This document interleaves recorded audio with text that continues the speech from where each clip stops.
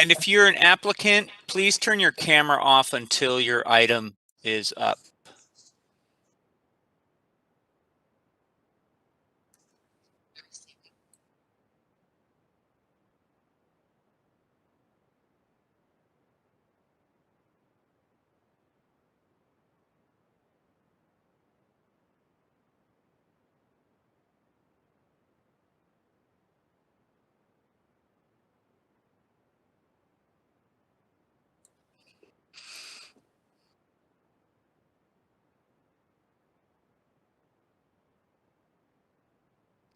When you're ready, Chair Breton.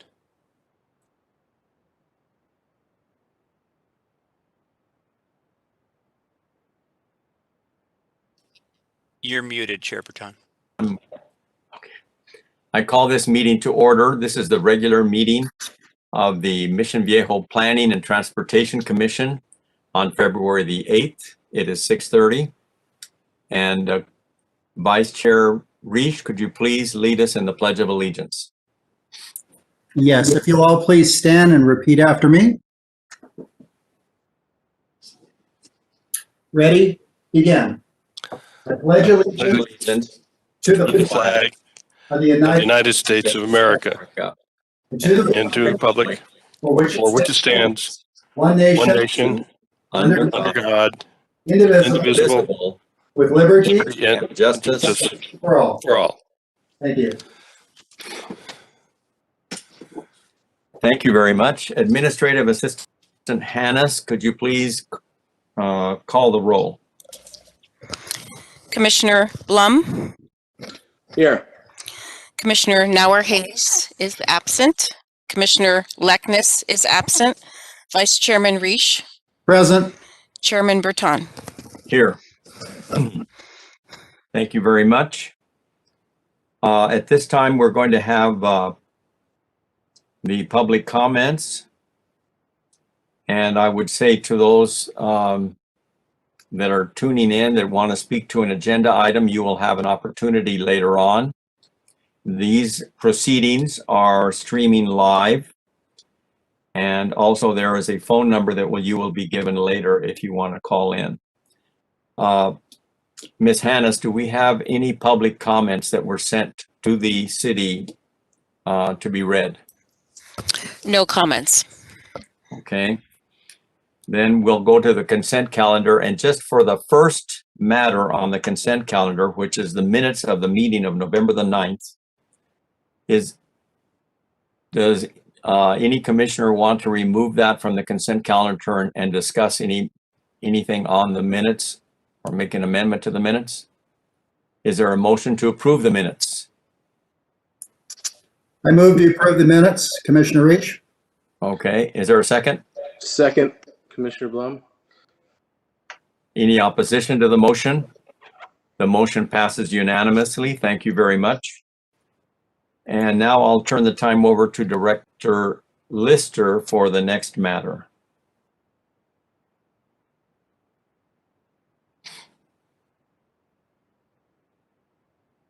Thank you, Chairman. This brings us to the point in the presentation where we're going to thank our outgoing Chairman, Breton. And I'm actually going to hand over the presentation to Commissioner Bob Reish. Thank you. Thank you very much. Well, Commissioner and Chairman Breton, on behalf of staff and the commissioners that you've served with and we've served under you, we just really want to give you our thanks once again during a very difficult time. No one, I think, in their wildest imagination thought that we'd be dealing with the issues of the pandemic and trying to work our way through and run meetings. And for that, you need to be commended. You did a great job. You were very thorough and able to wade through the difficulties of non-in-person meetings.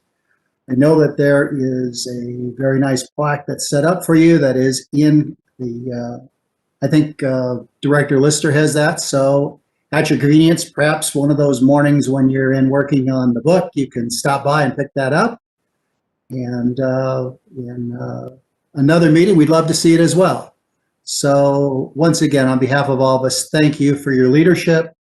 And we certainly respect all you've done and wish you all the best in all the rest of the endeavors for the next 2 years. Thank you.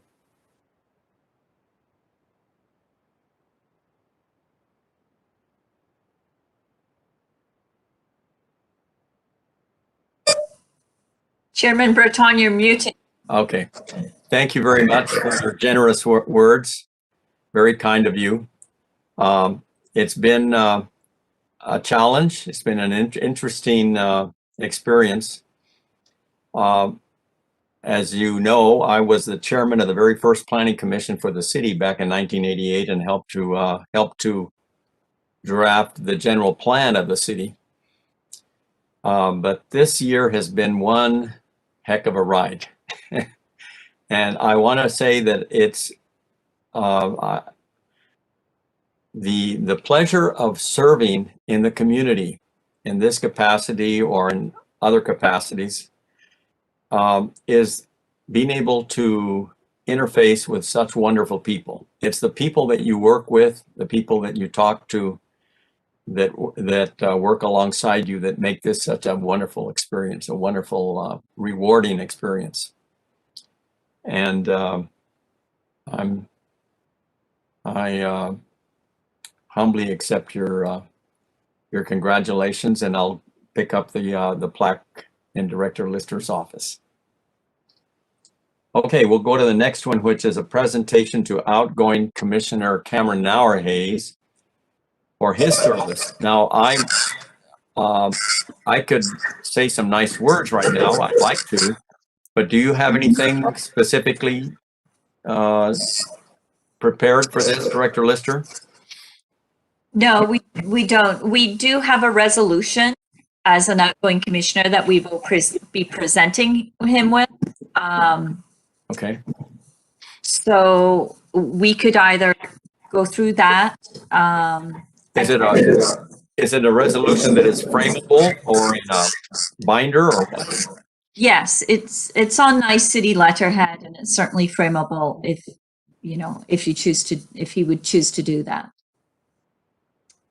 Actually, I think maybe Angela and I communicated that and didn't get that to you. We thought you would like to see that, but Yes, I'd like to.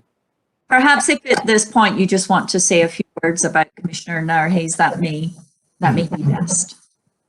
Well, I certainly, I hope that I can speak on behalf of the entire commission that we really have valued the work that he has provided, the service that he has provided to the community. He is the epitome of the citizen servant. He has brought a completely different perspective to the commission. Being a police captain, commander at the time, and now the assistant police chief for the city of Westminster, he has brought another perspective, another set of values and background and talents and gifts. And he has served quietly and yet firmly and fairly. He's a remarkable person. You can tell that he's very intelligent and that he has done his homework. He came to the meetings prepared to provide valuable input, and he will be missed, but I'm confident that when he retires in 5 years, we will see him again in some form or another here in the city as a volunteer or as a commissioner. So we appreciate the time and effort that he devoted to this commission and wish him the best in his new office and calling. Okay. Thank you very much, Chairman Breton. That was perfect. Okay, then let's proceed now with the administration of the oath of office to the three commissioners and to the new the two newly appointed commissioners.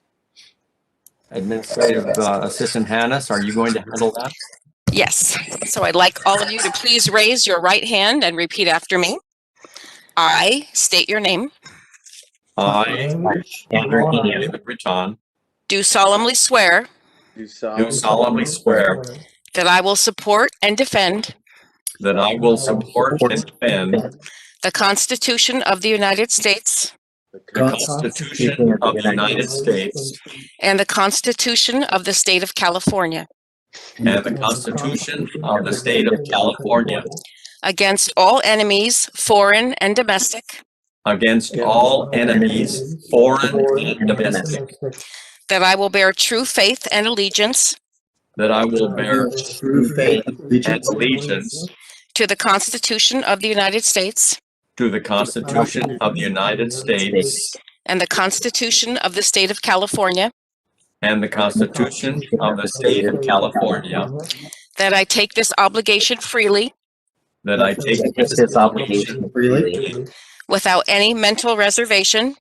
without any mental reservation or purpose of evasion, or purpose of evasion, and that I will well and faithfully discharge and that I will well and faithfully discharge discharge the duties upon which I'm about to enter. the duties upon which I am about to enter. Okay, thank you. Thank you very much. Now we're going to proceed with the election of the new chairman and vice chairman. And so the chair will entertain a motion to elect a new chair. Commissioner Blum, I propose to the commission to elect Vice Chair Reish as our new chairman. Is there a second to that proposal? Second. Thank you very much. Any discussion? Nope. All in favor of that motion, please signify by saying aye. Aye. Thank you. Congratulations, Chairman Reish. Congratulations. I would like to nominate Commissioner Blum to be vice chair of the commission. I would like to second that. Any discussion? Then let's vote. All in favor, please indicate by saying aye. Aye. Aye. Any opposed by the same? It passes unanimously. Well, congratulations. I'll turn the time over to Chairman Reish and hand him the gavel to conduct the remainder of this meeting with the assistance of your new vice chair. Thank you kindly, Commissioner Breton. Well, with that said, I think that brings us to item 3 on the continued consent calendar. Do we have a status report?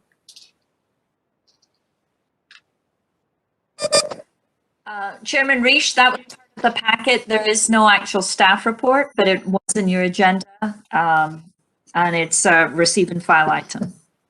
Okay. Then we'll move to item number 4 of the public hearings. Yes. Point of order. Point of order. I move to receive and file. Yeah, you need to take action. Right. I move to receive and file the status report. I second it. I'll second. All right. Is there any discussion? Then if all commissioners can signify or can give a voice approval or denial by aye. Aye. Aye. Hearing no dissension, that item is received and filed. Okay. In that case, then now we'll move to item 4 of the public hearings. Plan Development Committee, PDP 2020-318, submitted by Lee Kazima, with SharpLink LLC, an agent for AT&T about wireless permit. Do we have a staff report? Yes, thank you, Chairman. Senior Planner Tim Martin will give us the staff report for this item. Thank you. Yes, good evening, Mr. Chairman and fellow members of the Transportation Commission, Planning and Transportation Commission, excuse me. Congratulations on all your appointments. Let me just put up a slideshow here real quick. Yes, as the chairman said, this is an AT&T request to add a cell site at Florence Joyner Olympiad Park installed on an SCE power tower in the on Olympiad Road in the recreation zone. The tower is 122 feet tall, and the equipment will be placed stacked at the 35 feet and 45 feet. And so here is the slideshow. Just so if anybody... Tim, we don't see it yet. Have you shared your screen? Oh, yeah, I thought I did. Let me, sorry. Let me try it this way. Hold on.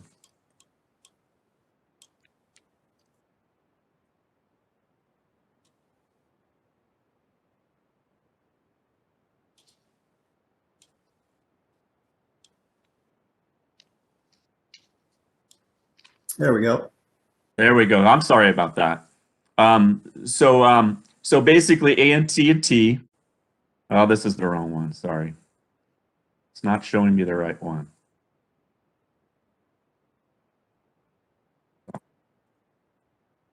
Not showing me the right one. Hold on. Somehow I lost. Sorry, everyone. No worries. Somehow I lost the presentation.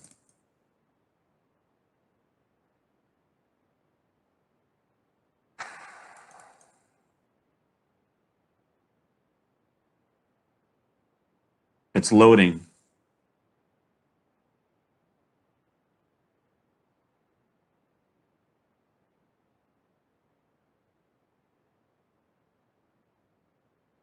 Okay, can you see it now? Not Oh, yeah, let's see here.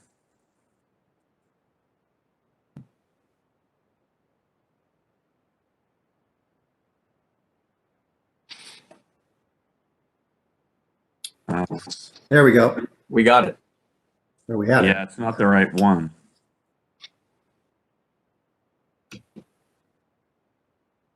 There we go. Can you now? Not as of yet. There we go. Now loaded. Yeah, this is the wrong one. Sorry, it's not letting me do what I want to do.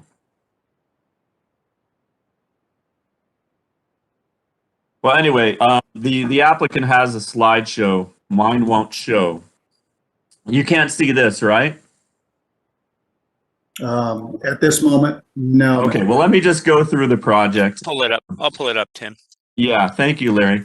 So AT&T is proposing this site, and basically it's in Flojo Park, and it's going to be on a cell tower that is approximately 150 feet to the west of a neighborhood, Canyon Estates, and it'll be on the tower. And thank you, Larry. And if you could go to the first slide, that one, the vicinity map. Yeah. So thank you, Larry. So basically, let's go to the second slide, Larry. Vicinity map. Thank you for doing that. So here's what we call it, Flojo Park, and the park is in the middle in the green area.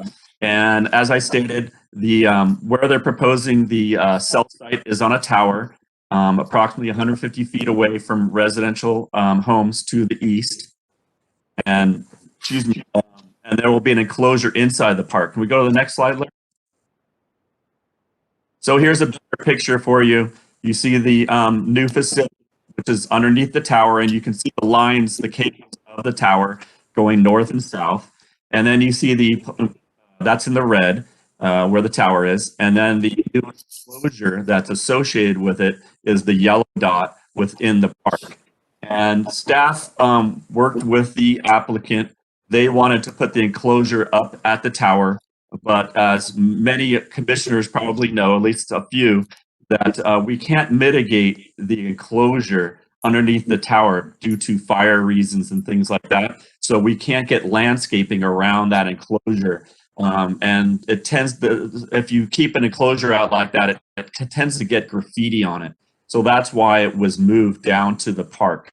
There was another site that was approved here years ago, but it was never built on, and it was basically the same layout, meaning the tower, on the tower was the cell equipment, and then down below at the park was the enclosure. The enclosure was in a slightly different place last time. Next slide, Larry. And here's just give you a big broad idea of where it is in relationship to the street San Marcos and Olympiad, which is the street that takes you into the park. And you can see it's towards the south, and you can see where the enclosure is the yellow dot and the red dot is the new facility. Okay, next slide, Larry.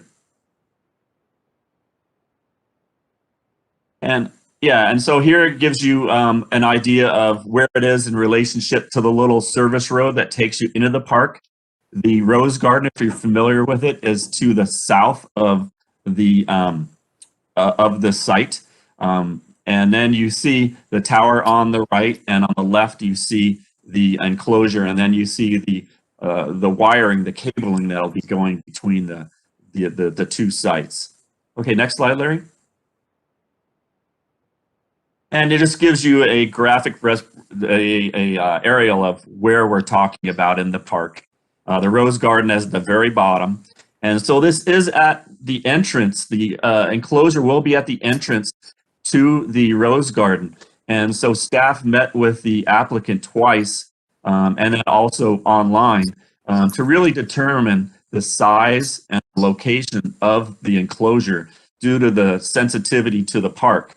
So there is a requirement by the applicant that they pay the city $8,000 for our landscape architect and his staff to landscape it, because we've had issues in the past where other applicants haven't landscaped it enough. So we wanted to really make sure that there's dense landscaping around the enclosure. The enclosure is 8 feet tall, but it's all of stone that matches the stone in the Rose Garden and other places in the park.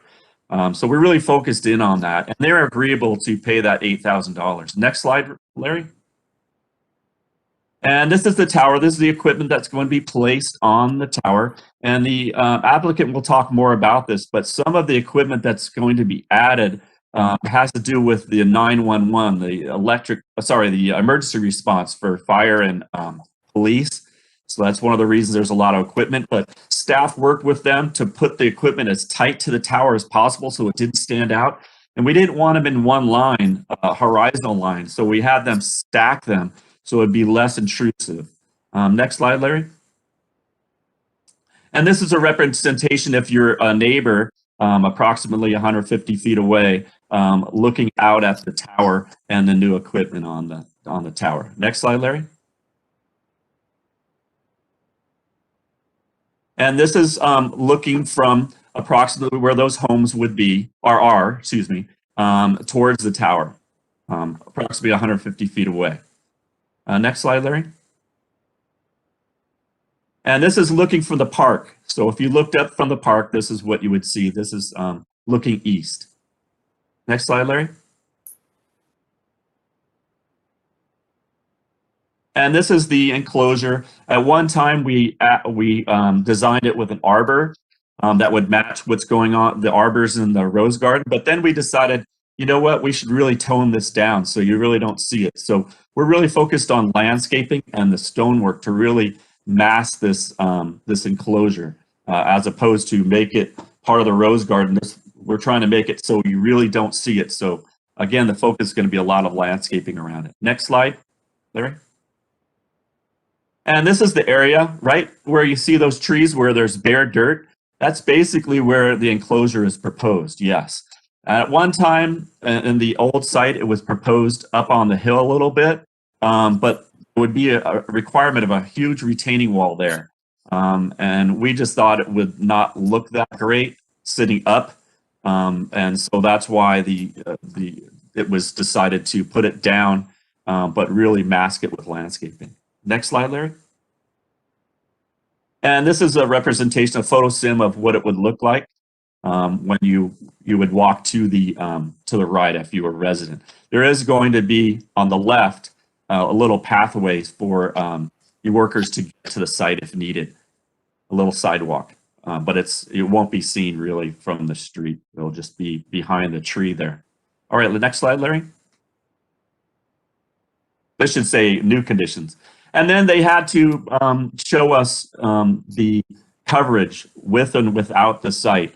So this is a coverage map, propagation map, and the site is in the red, and you can see the different coverage that they have. And the green is basically good, and you're seeing a lack of coverage for using a cell phone. So this is what it is today. And the next slide, Larry. And as you can see, there's a lot of green with this site. And when staff met with the applicant, we really tried to get them to co-locate it with the site, the Chiquita substation, which is just across Alicia to the south, nearby the site. Yes, right there. Thank you, Larry. But they will go into more detail, but it did not meet their objective. It wasn't high enough. And this is in a higher area. And due to the police and firework they're trying to do to get coverage with that, along with the residents, this is the site they picked. Next slide, Larry. And this is a coverage with just the site, the subject site.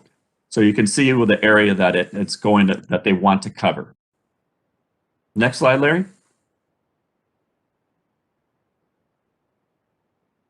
Yeah, so at this time, staff is recommending approval, but I'd like to say a couple things as far as they did comply with all the requirements from the city, including the RF study, which is a study that's required to show how much it emits RF emissions. And they were within the below the public exposure at 2.27.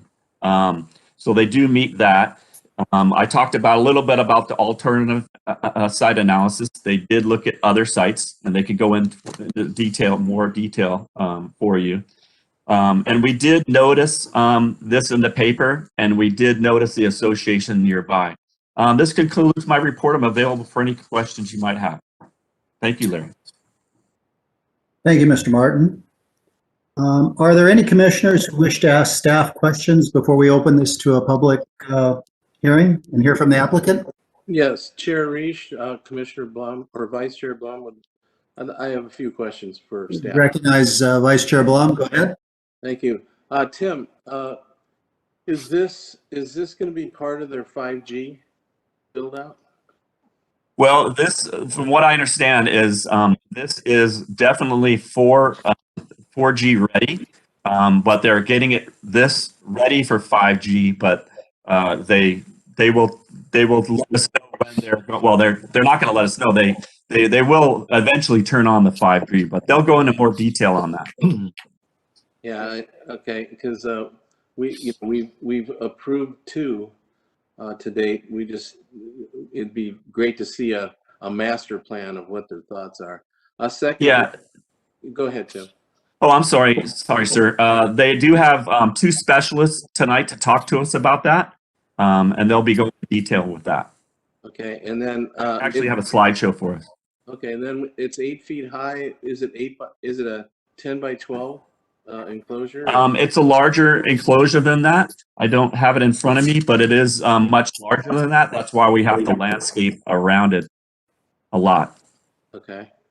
So it doesn't take up any usable area, it looks like, for the park. It shouldn't. No, it's under these trees or amongst these trees, and right now it's really low ground cover that you wouldn't want to walk on. It's not a path or anything, Okay. but it's adjacent to a path. Okay, because that's a prize. Well, all our parks are important to Mission Viejo. I just don't. I'd like to see it used, as it should be. So So yes, thank you. Thank you, Tim. And that's why we met out there with them a couple of times. And that's why the decision was made to do the landscaping ourselves. And as you know, Keith Rattay, our assistant city manager, director of public works, public services, is a landscape architect. So he's the guy that's going to be in charge of really making sure it's landscape. And as you know, he's pretty into landscaping. All right, thank you, Commissioner Blum. Do we have any other commissioners that wish to make comments or ask questions? Mr. Chairman, I do have, All right, the chair recognizes Andrew. Go right ahead. thank you, Mr. Chairman. Tim, thank you so much for that presentation. And I just wanted to follow up on some questions I had sent you by email, and thank you for responding to those. Just to give me a better understanding of the landscaping portion, is the landscaping that the city plans to do intended to sort of completely cover up the enclosure, or just sort of let it blend in a little more naturally? Yeah, we always use the word soften. And so basically you're going to see landscaping going up approximately at least about halfway up, okay, if not more.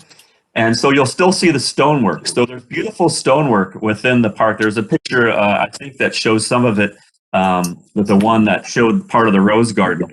But there's some beautiful stone. That's going to be the same stone that's on the enclosure. So you'll see the stone, and then you'll see yes, right there, that stone there on those pillars. It'll be used the same stone. And then below that will be the shrubs below that.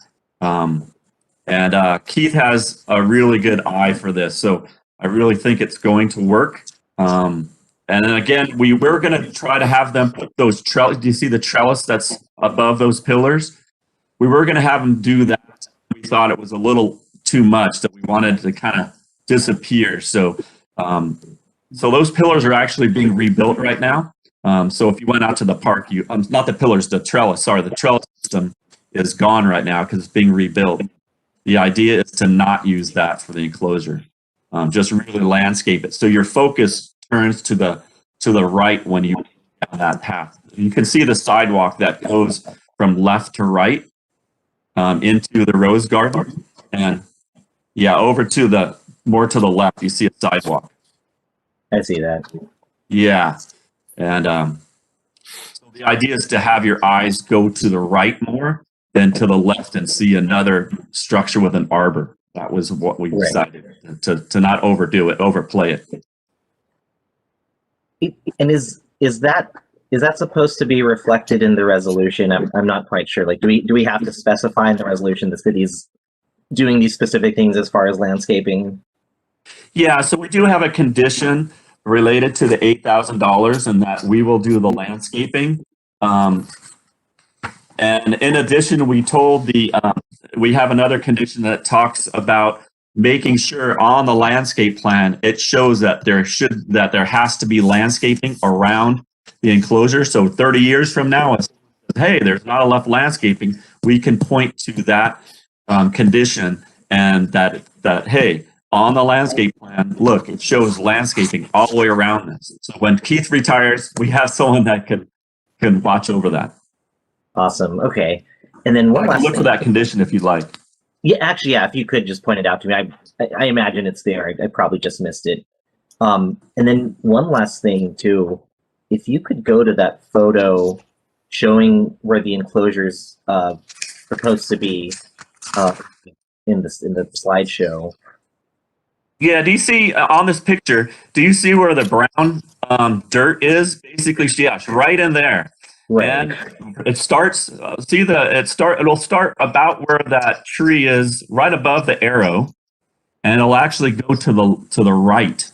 Yes, from there over to the right, and then the sidewalk is in the middle between the arbor on your right and the new enclosures to the left. And we could show you the drawing again, Larry, that shows that from above. Or the photograph that I did with the two, you can see it back. Go back one, the aerial. Yeah, you can kind of see the walkway, the walkway is at the, to the northwest, and then you're heading to, let's say, southeast, and you see a sidewalk on a diagonal, and then you see the rose garden, which is part of that round circle there, and you would walk in. The street is the big round part. You can see this is asphalt, yeah, and you would walk right through there. And again, the arbor would be on your right, and then this would be on your left. Yes, and so Great. there'd be shrubs in front of that. Are there similar enclosures around the city? And if there are, have there been any problems with those as far as people loitering around them or trying to just essentially camp out using the one that stands out that's very close to the street is the tower. I don't know if you know of the clock tower at the YMCA. There's actually a number of cell sites inside that tower, but at the ground level, really close to the street, I'd say probably like 8 feet to the street, you'll see an enclosure that has stone just like this and landscaping. And we really don't get loiterers around there. Where we've had the problems with enclosures is when they're adjacent to the tower and SEE says we cannot landscape around them, and you get tons of loitering. You get graffiti all around it. That's 100% of where we've had the problems. If you don't landscape, you don't soften it. Taggers, they don't like shrubs. They don't like to spray on shrubs. They like to spray on walls. So we're trying to create it where it softens it. And there's a lot of maintenance staff in this park, so they will definitely be watching over it. There's people in this park all the time. Whereas if it was up in the top, it's hard to see, and Right. then they'd be complaining. That's where we get the complaints, is where it's an older enclosure. Before we got smart with landscaping, hey, let's pull it away from the tower and let's put it somewhere where we can adequately landscape it. Great. Thank you. Those are all my questions. Thank you. And is it Keenan, Commissioner? How do you say last name? Excuse me? Kenio. Thank you very much. Yeah, and excuse me, Commissioner Keno, conditions 17 and 18 is probably, I believe, is the conditions you were wondering about. Okay, I see that.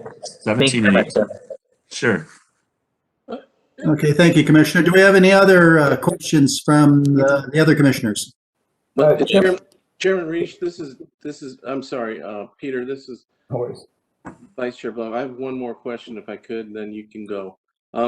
Tim, is the city receiving revenue from this shelter being put on the city property?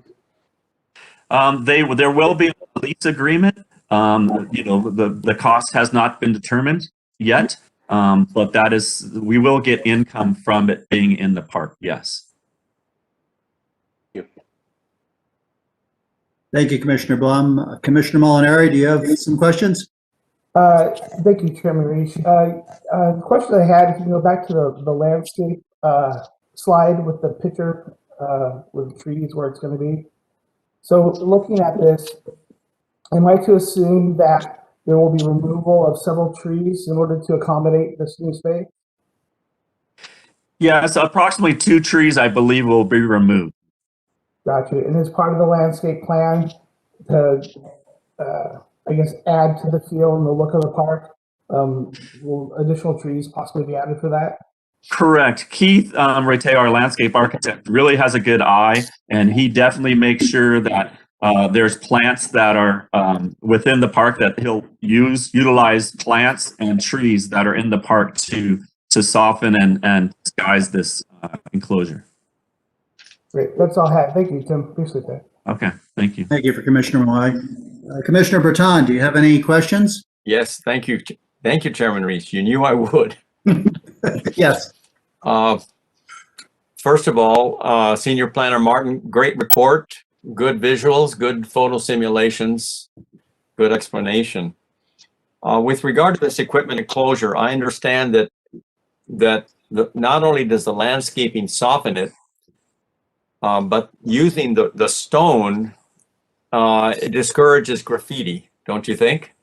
Correct. We really never had that. I know. I've been here almost 20 years, and I've never seen one of our enclosures that has stone on it get tagged. It's always the ones that are just stuck, the old ones when we got before we got really smart about it.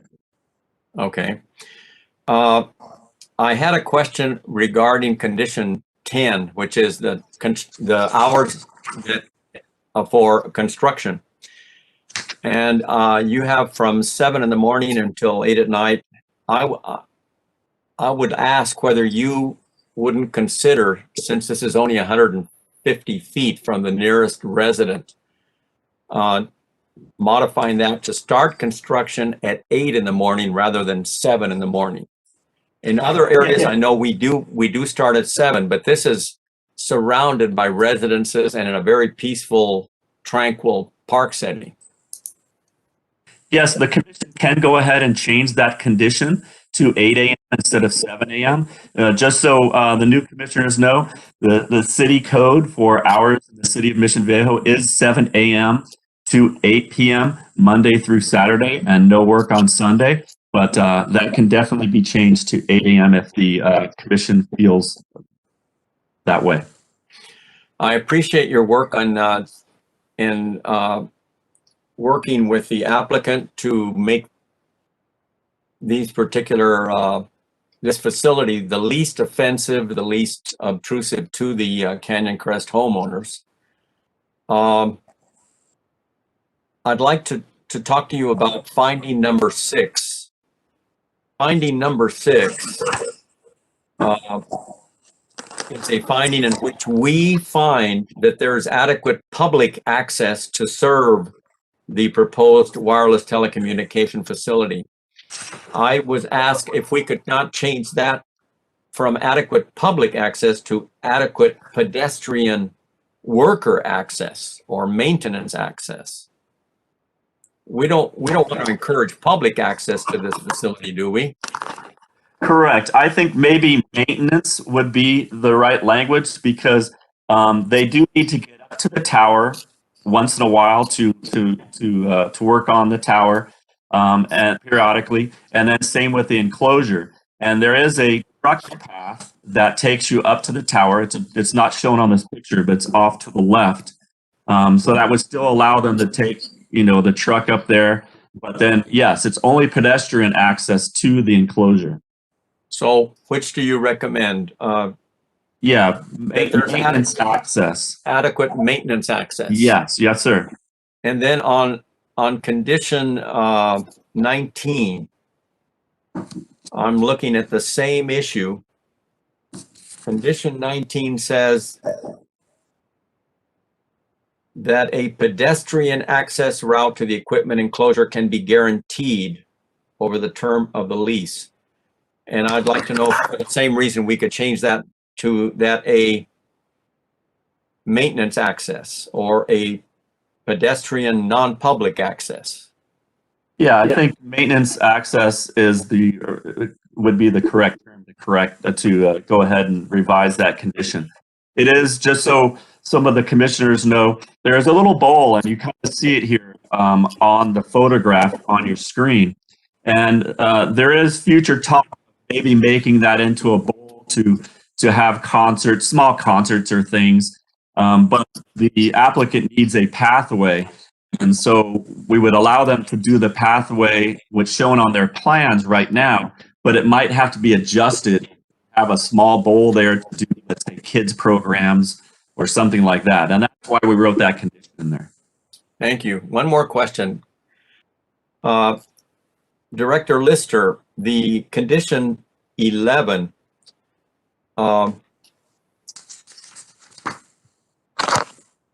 allows you to require further sound attenuation if there are complaints about the sound sufficient to cause a disturbance to the adjoining properties. What would in your mind, what is the disturbance from one of these facilities? What kind of noise would be generated? A loud buzzing sound? Yes, commissioners, if you can mute yourself if you aren't currently speaking, please. Go ahead, Commissioner Breton. Yes, Director Lister, have you received complaints from um, other cell towers regarding disturbance, loud noises? And if so, what would constitute a disturbance that you would want to mitigate? I can't say we have never received them because this condition is in response to two different sites and noise concerns. One was down Crime Valley Parkway, and the other was off Alicia. But they were very early sites way back in the 90s. I don't think, to be honest, it was my opinion, there never was any noise. It just was a sort of concern that there would be noise. So there has never, I can say there has never once been verified noise. Thank you. That's all, Mr. Chairman.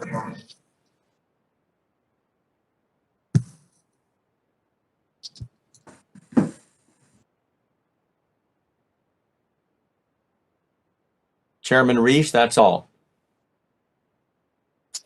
Thank you, Commissioner Breton.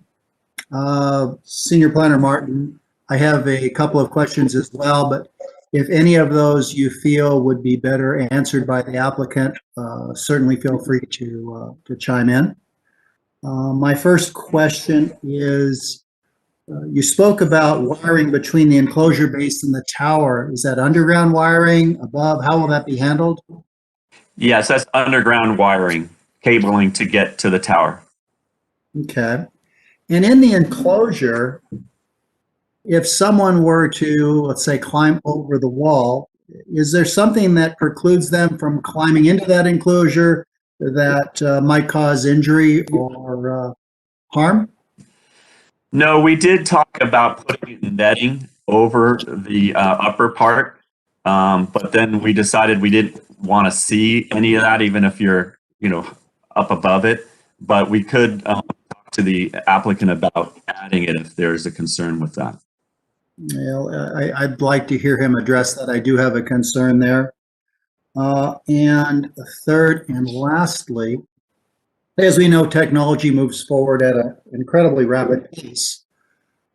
Thinking ahead to a time when perhaps this technology is no longer current, becomes obsolete, do we have a process in place to remove this structure? Yes, I believe we still have a condition in here that talks about when it, I'll look for it, that if it ever gets, shut down, that they have a certain amount of time that they have to remove it. Okay. Let me find that Commissioner for you. Go Dunn? ahead. Do you have a question or a statement? I was just saying that's condition 28. Yes, condition 28. Thank you, Okay, Commissioner Breton. excellent. Do any other commissioners have questions for Senior Planner Martin or staff? Yes, just to follow up on what you just said, Mr. Chairman. On your enclosure, isn't there a chain link fence inside the rock wall? We had one proposed, like I said, and I believe we took it out unless there was discussion between the applicant and Mr. Rattay.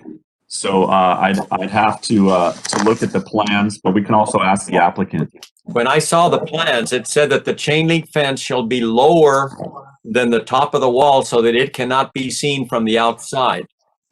Okay.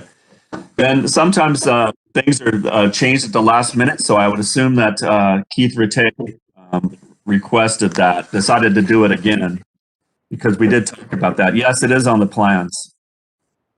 So that would help mitigate the issue that the chairman was discussing. Okay, thanks. Okay, thank you, Commissioner Breton. Just to not belabor this point, but one other thought that comes in mind, as we have this enclosure, at this point, it doesn't seem to have, we'll call it a top or a method to keep someone from, we'll call it climbing over. Do we have a way of knowing, is there space within the enclosure between, say, it and the the operating mechanism of this enclosure where a person might reside. In other words, I'm thinking of a place where perhaps someone that's homeless or nefarious may want to get out of the elements or just be not seen. Yeah, that would be a good question for the applicant. I've never experienced anybody staying in one of these in our city, but I guess it could happen. Chain link fence, I would assume that would definitely deter someone from doing that. Where I was first coming from to add a chain link fence is when kids put balls, they throw balls and stuff, and it sometimes gets up there in a park. But this wasn't near too close to where they play ball. So that's why we decided we didn't want to see it. But I think what happened here is Keith talked to the applicant and they added it. So I think it's a good idea to keep it to deter, like you said, homeless or anybody else to try to get in. All right. Do I have any other commissioner concerns or questions? Please speak up. Okay. At this point then, I think I'd like to open the public hearing at this time. After that, any of the public who wish to speak on this can call in on our telephone number 949-470-8484. You'll be placed in a queue, and when called upon, you'll be given 3 minutes.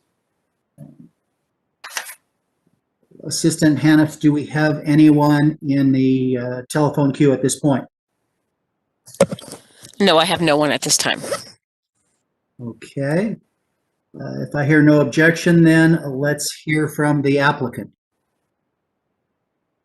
Good evening, Commissioners and Chairman Reish. We did do this before the hearing, but can we do a brief sound check? Can everybody hear me okay? Yes. Clearly. Great, thank you. My name is Alexis Dunlap. I am representing AT&T tonight. I would like to offer a big thank you to Tim Martin for all of his help in getting us to this point in the project. He did go above and beyond, like he mentioned, and met us out at the site more than once so that we could get a design that was acceptable to the city and that we could move forward to this point. Since we do have some new commissioners, and congratulations on your appointments, I hope you will indulge me for a few minutes. I have put together a brief presentation to educate both staff and the residents of Mission Viejo as to how the location for a new cell site is selected. So Tim or Larry, I don't know who is putting up my slideshow, but if one of you could put that up, I'd appreciate it. Alexis, do you have your slideshow open on your I desktop? do. Can I share my screen? Yeah, you should see at the bar there towards the bottom, the share button, or at the top. And if you click that and tell it to share, it'll let you choose which application you want to share. There you go. Okay, here we go. Let me pull up my slideshow. That will work a lot easier. Great, thank you. So my job starts with the search ring, which is basically a circle on a map. AT&T supercomputers generate these maps based on caller and user data, and also customer complaint calls for dropped calls and poor coverage. The closer I can place a new site to the center of this search ring, the better the chance that AT&T has to fill its gap in coverage. My first item of business is to figure out the applicable jurisdiction and municipal code ordinances related to wireless communication facilities. I then take the preferences and requirements of the wireless ordinance, coupled with my preliminary conversations with planning staff, and begin contacting property owners. And Alexis, Yes. I'm sorry to interrupt. No but worries. if you actually start the slideshow, that'll put it at a larger view for the commission. I'm sorry. Let's do that.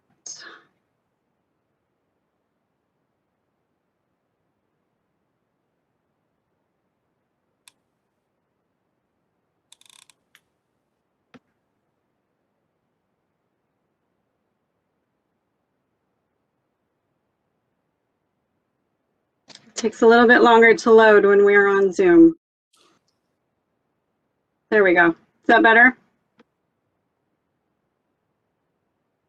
Yeah, that's better. Let's just go with this, yeah. Okay. All right, so as the demand for coverage increases, my search rings get smaller. I also have to take into consideration surrounding AT&T sites, which you can see by the blue triangular shapes on the slides above. Based on the surrounding AT&T sites to this particular search ring and the abundance of single-family residential homes in this area, you can see that I have very limited options of where to place a new facility. When contacting property owners and selecting viable candidates, I have to keep in mind what I call the 5 UBLs of site acquisition. Number 1, is the site zonable? Am I in compliance with the local zoning code, and am I proposing site designs and locations that are compatible with the jurisdiction's preferences? Number 2, is the site leasable? Do I have a property owner interested in leasing space, and will he or she agree to certain deal breakers that AT&T requires? In this situation, AT&T will be acquiring a lease agreement from Southern California Edison to place antennas on their tower. And as mentioned previously, we will also need a lease agreement from the city of Mission Viejo in order to place our equipment cabinets on the ground that is owned by the city. Number 3, is the site RF engineerable or radio frequency engineerable? Can I obtain enough height without nearby interference? I have to make sure there are no buildings or trees directly blocking the antenna signal, and that I have significant elevation on the facility to fill the gap in coverage. Number 4, is the site constructible? Are there any construction factors that come into play? Do I have power and telco nearby? This case, it isn't a rooftop, but I have to make sure that I have enough horizontal separation between the antennas in order for the signal to propagate effectively. I also have to look for underground utility easements that may limit the placement of my facility. And lastly, is the site regulatoriable? I need to make sure that my project complies with all environmental regulatory agency requirements.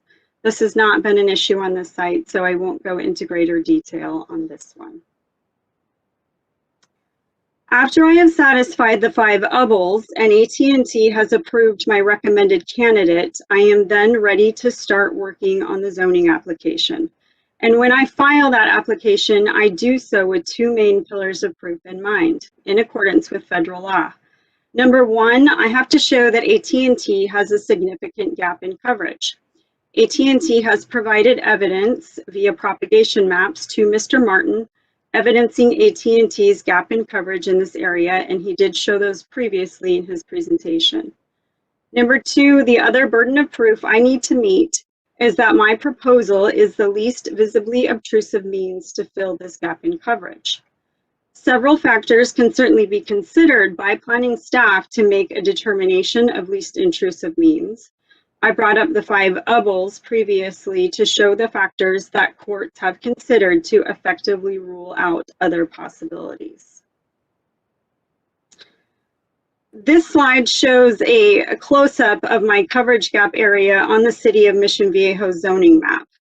The city's code states that the primary preference for a wireless facility is on an existing support structure in a commercial zone. The only commercial zones in the nearby area have an elevation that is too low to be effective for this project to fill the gap in coverage. AT&T is proposing to place these antennas onto an existing SCE transmission tower in compliance with the city's other primary objective of placing antennas on an existing support structure. AT&T did rule out other potential co-location opportunities as required by the city code. Verizon and T-Mobile are both located on SCE transmission towers further north in this park. However, an SCE tower can only structurally accommodate 1 carrier's antennas, so AT&T could not place antennas on either of the existing towers where T-Mobile and Verizon are located. there is what we call in this industry a slimline pole. This is owned by Crown Castle, but it currently has one Sprint antenna inside of it.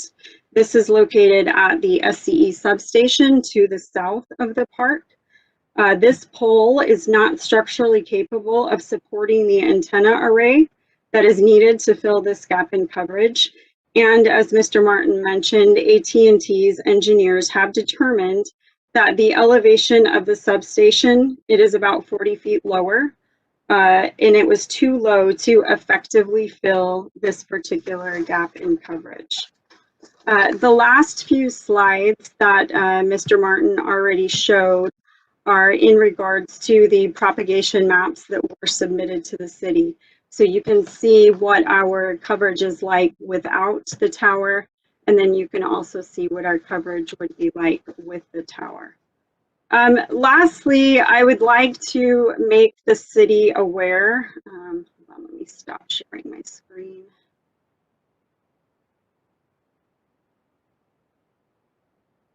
There we go. I would like to make the city aware, Mr. Martin mentioned that we are also proposing antennas that will fill AT&T's FirstNet coverage objective. FirstNet is a nationwide wireless network exclusively for public safety. At the end of 2017, all 50 states and 6 territories opted into the 25-year contract awarded to AT&T from the federal government. When a natural disaster or incident occurs, FirstNet users have priority on the network, and all of your LTE devices, phones, tablets, modems, etc., do not compete with the general public using video, texting, social media on that commercial network. At this point, I would like to ask Chairman Reish if you are interested in seeing a quick 3-minute video that further explains FirstNet and its capabilities, or if you would like more information from AT&T External Affairs on the FirstNet network. If yes, I will come back afterwards and conclude my presentation. Thank you very much, Alexis. Yeah, I think that the 3-minute video sounds like it might be something that would be informative for us. Unless I hear a commissioner objection, I suggest we roll forward with that. Thank you. I will share my screen.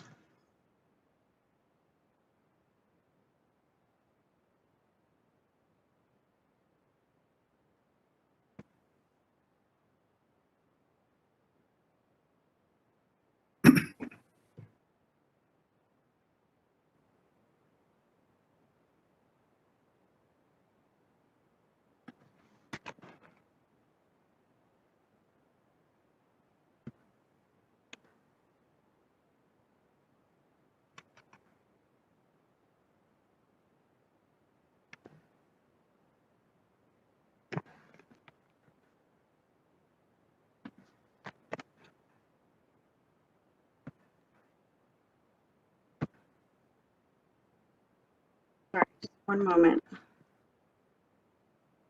And if possible, once you get it going, if you can full screen that, that would be, I think. Yes, absolutely.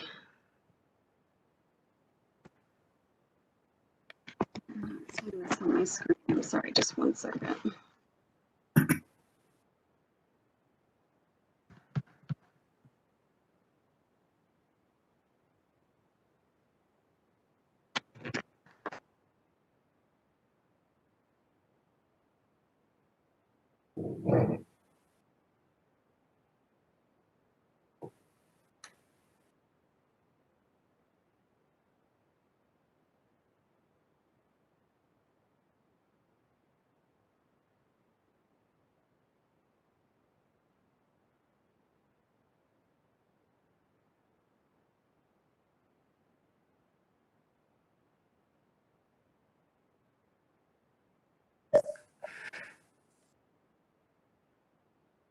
You know, Alexis, if this is Tim, if it doesn't run for a little bit, maybe I know your RF engineer would like to speak.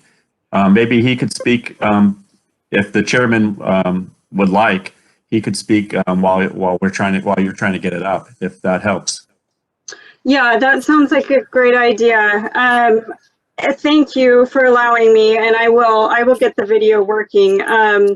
I would like to turn the time over to Bill Hammett to discuss some concerns that I am aware of that the city and the public possess regarding 5G. So after Mr. Hammett's presentation, I will come back and hopefully to share the video at that time. I'll let Mr. Hammett go ahead and introduce himself and his relationship to the project. And real quick, I'm going to jump in. This is Larry. There might have been a bandwidth issue that you wouldn't have trying to do it from here. So I'm going to try to share that video. I can do it now or after Mr. Hammett speaks. Let's go ahead. Now let's go ahead and continue the video. Mr.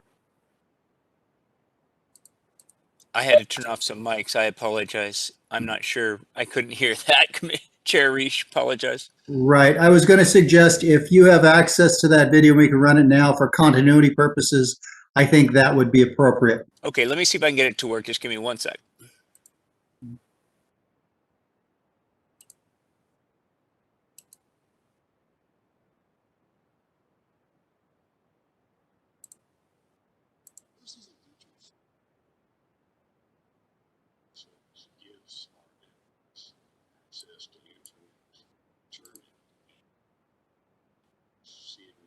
And if we can get the audio up.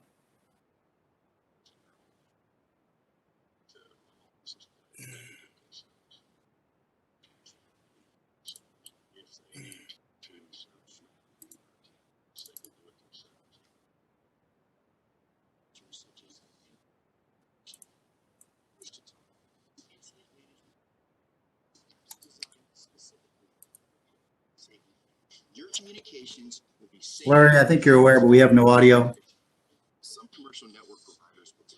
Give me just a moment.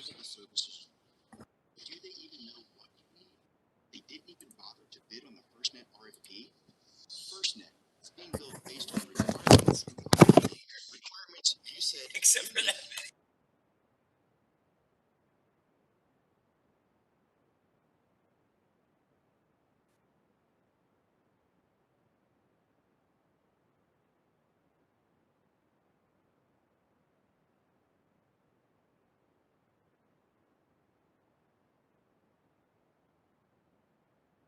Larry, let's let you do what you need to do in the meantime, just to move things on and to be respectful of everyone's time. Perhaps we could have Mr. Hammett start speaking and offer his comments.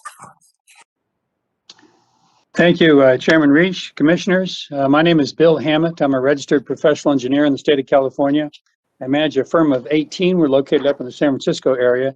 And a regular part of our professional practice is the calculation or the measurement of radio frequency exposure conditions. This has been my principal focus for 35 years. In that time, we've done more than 20,000 site evaluations. And McGraw-Hill published the book I wrote on this topic. As engineers, our job is really straightforward. What are the exposure levels and how do they compare to the standards? And since we deal just in facts, we work across the field, working for carriers, for cities and counties, for broadcast stations, and for private landlords.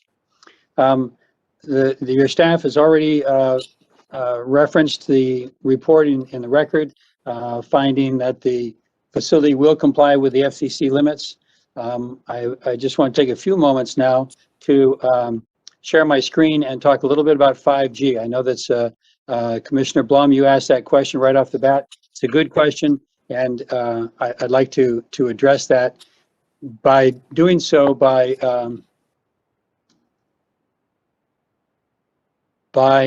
focusing on, let me actually start this slideshow.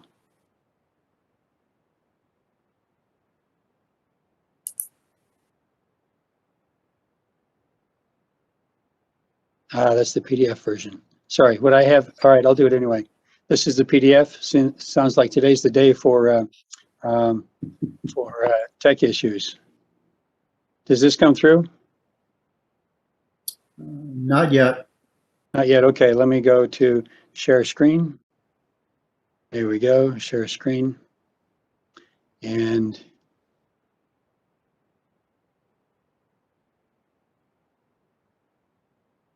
Okay, There we go. there we go. Sorry, thank you. This is me. This is my background, which I just summarized. What I wanted to do was talk about 5G. 5G is just a coding technique. It's the latest, greatest coding technique for putting data onto radio waves. When cell phones first started in the 80s, they were analog. They could have 8 or 16 channel users at any one time out of any one facility. Very limited, but it was a start. Then they went digital with 2G and 3G. Each one of these generations is getting better and better at encoding data, makes it more efficient use of the same frequencies that the carriers have from the government. 4G, also called LTE, long-term evolution. Virtually all the carriers are running LTE these days. 5G is just the next available coding technique, and it's going to be better. When they converted from 3G to 4G as an example, it wasn't an immediate change because everybody had 3G phones. And so the new phone comes out that does 4G, they add it to their broadcast locations, their transmitting locations, and then little by little, it slowly shifts over. There are still some 3G sites out there now, just because they're old phones that use the 3G. And 5G is just the next greatest piece of software that is better for coding. So the conversion's not immediate.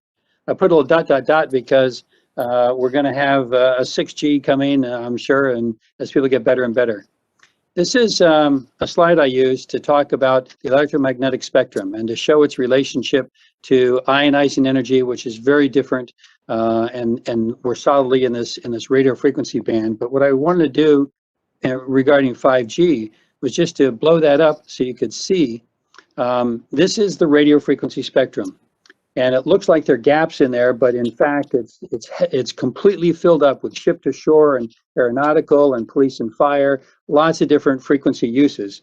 But I just identified some here that I thought might be recognizable. AM frequencies are down here, about 1 megahertz. That's its frequency, number of cycles per second, also called medium wave. A wavelength's about 1,000 feet. Here's where TV and FM channels are all allocated. Wavelength's about 10 feet. Here's where the cellular carriers are operating. This is all broken up into different bands that they have exclusive rights to, but a wavelength's about 1 foot. So this is the area where they started out with 2G, went to 3G, and everything is 4G now, and they're starting to add 5G. As you can go now and buy phones that will run 5G, just the best available coding technique. At the same time that was happening and people started getting 5G phones available and 5G service, the government opened up a new frequency band called millimeter wave. It's about 10 times different, 10 times higher in frequency. So all the equipment for millimeter wave usage is about 1/10 the size. The wavelength is only 1/10 of the size of what is happens here in the cellular band. So as a consequence, when it came time to start using the millimeter wave, of course, they went right to the new 5G. So the millimeter wave band, frequency band, has 5G. It doesn't have 4G, doesn't have 3G or 2G, because there were no existing subscriber devices. So it made sense, if you're a carrier and you've got a new frequency band, you go to the latest, best technique, which is 5G.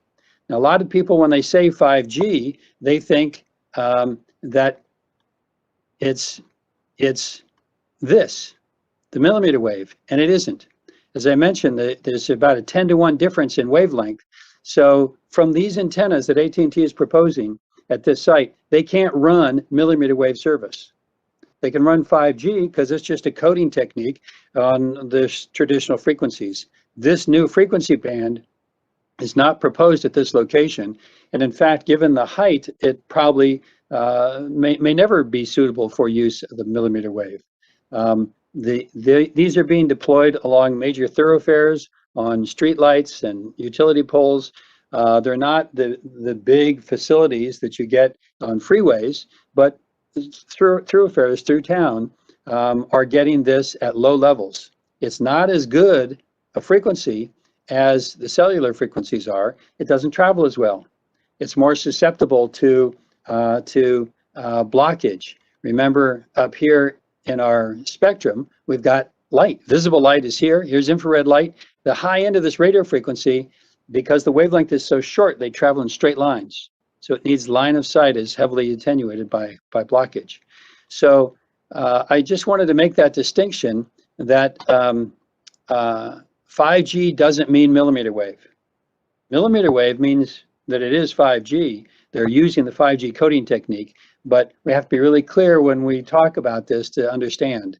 So the upshot is there's no millimeter wave frequencies proposed for operation by AT&T at this site. I hope that's a helpful review. I'm happy to talk about any other aspect of this issue from the health standpoint or any other, but I thought this would be germane, Commissioner Blum, particularly to your question.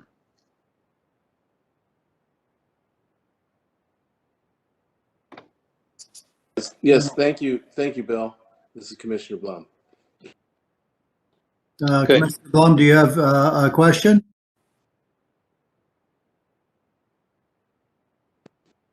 No, Mr. Hammett covered it. Thank you. Mr. Hammett, thank you very much. Mr.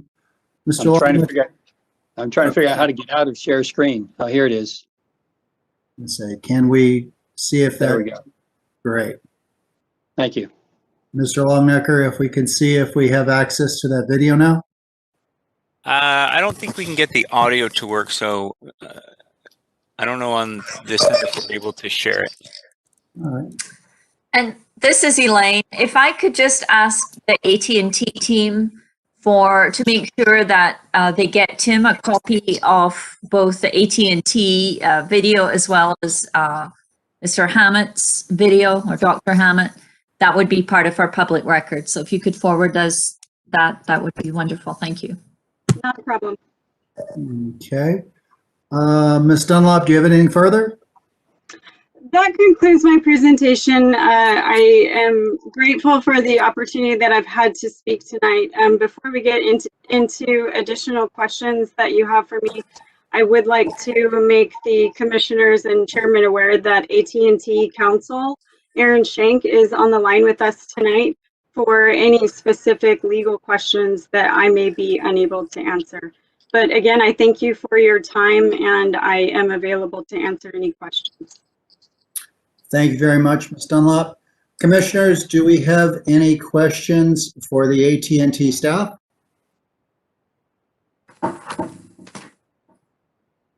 Chairman Reich, I had 3 questions. Chair recognizes Commissioner Breton. Thank you very much, Ms. Dunlap. I'm sorry you're missing your Come Follow Me tonight. Thank you.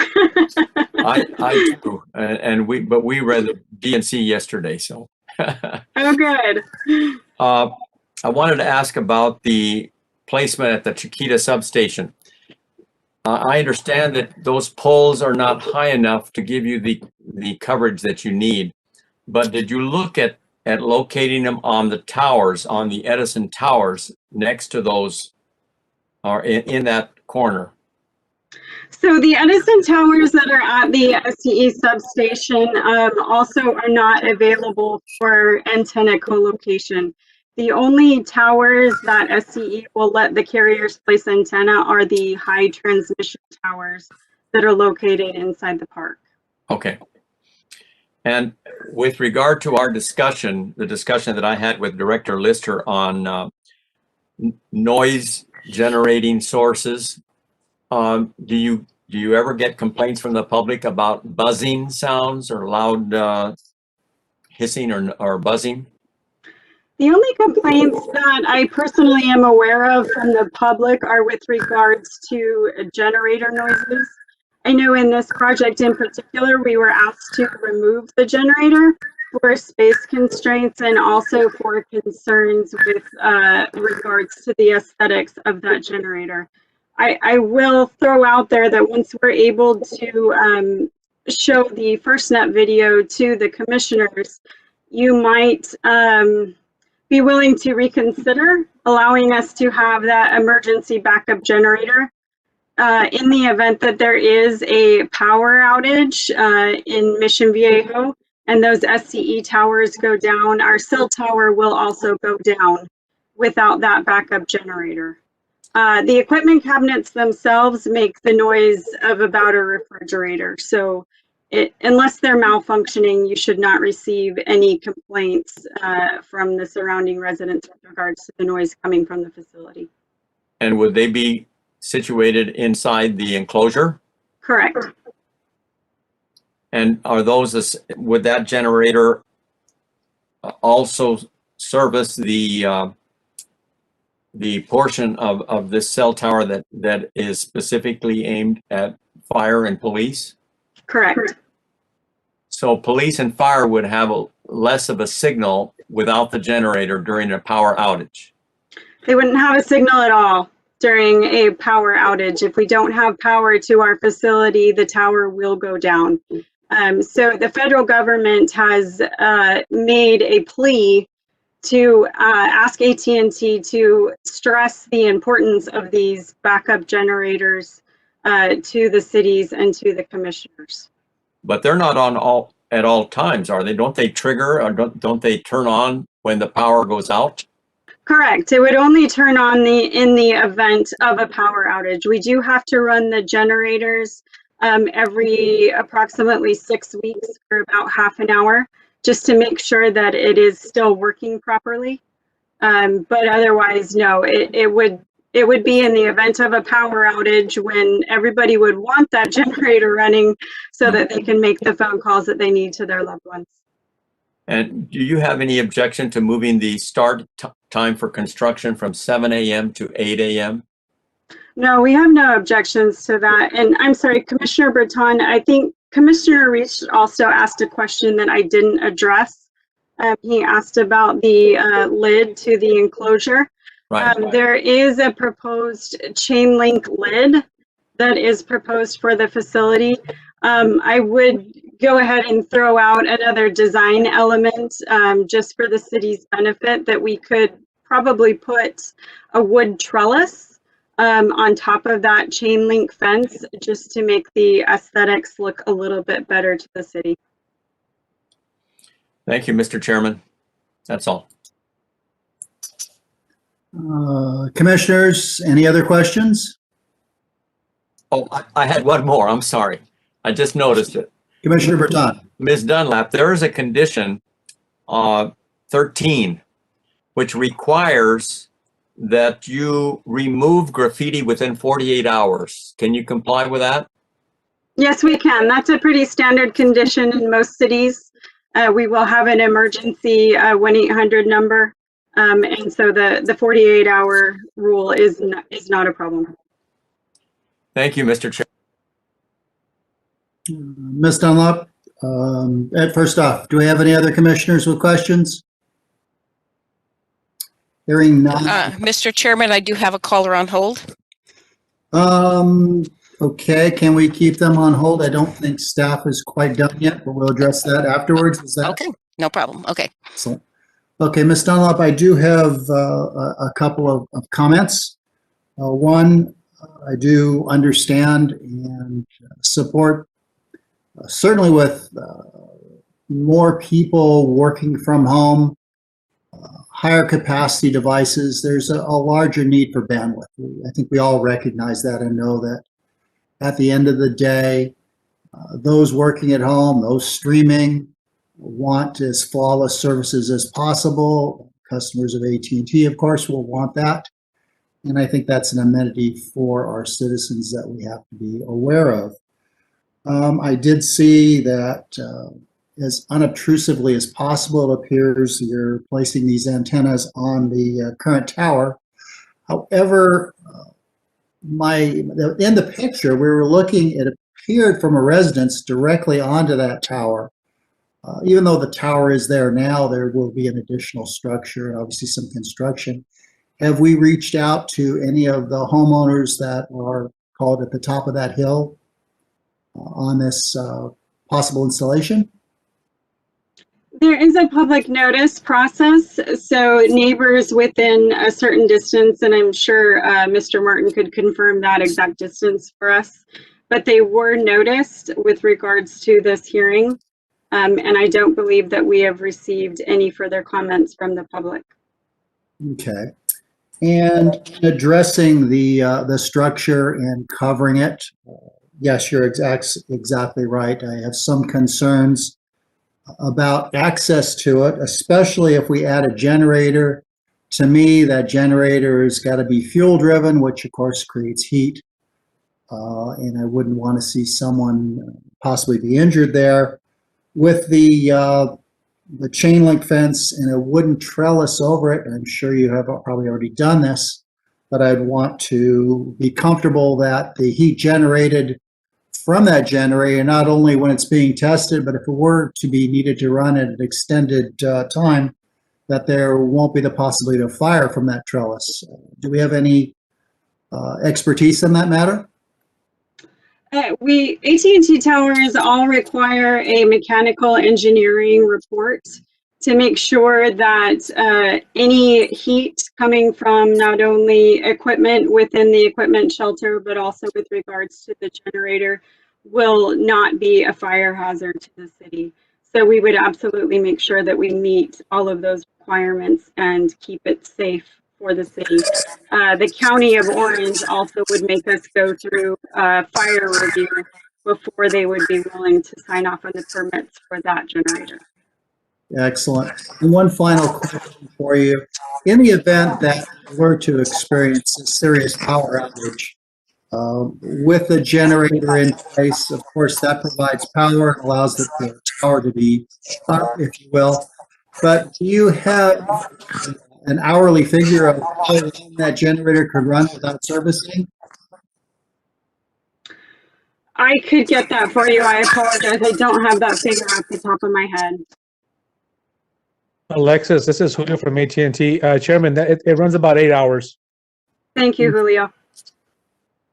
And in that it runs 8 hours in the event that we have, we'll call it an earthquake or something that has a huge disruption of power, is that generator able to be refueled, call it on the fly, or is there it is?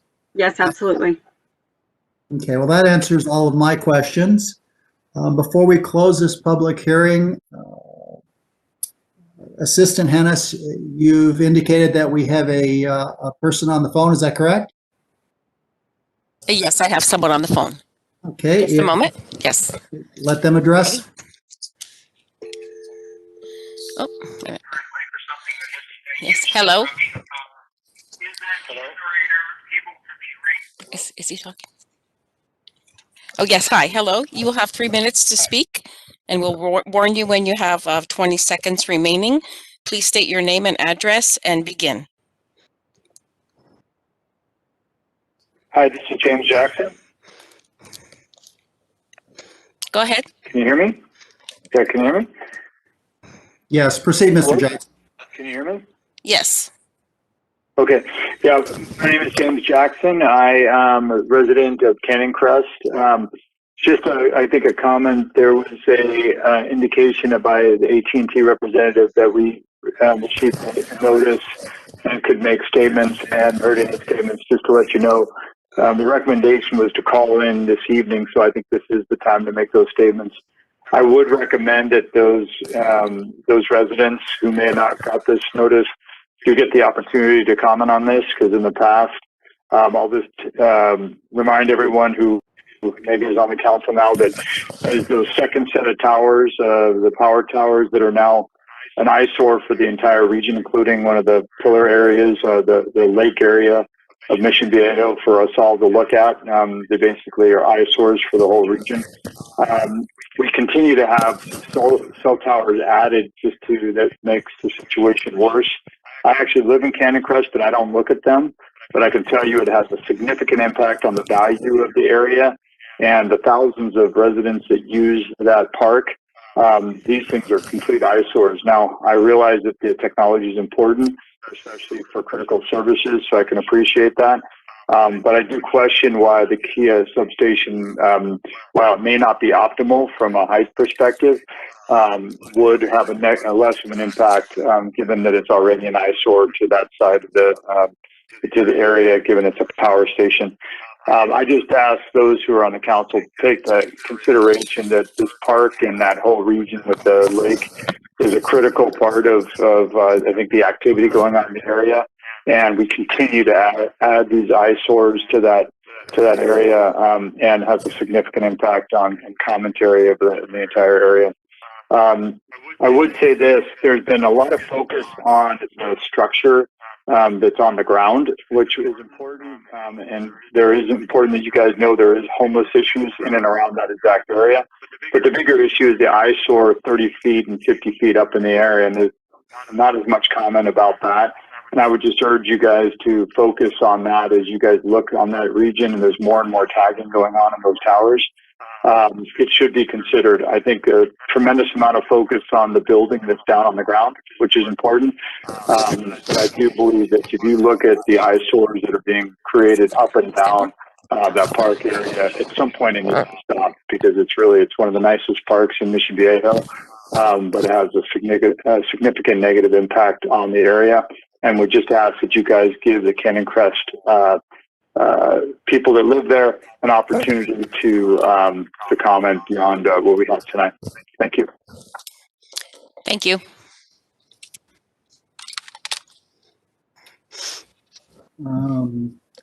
Assistant Hannes, do we have any other callers?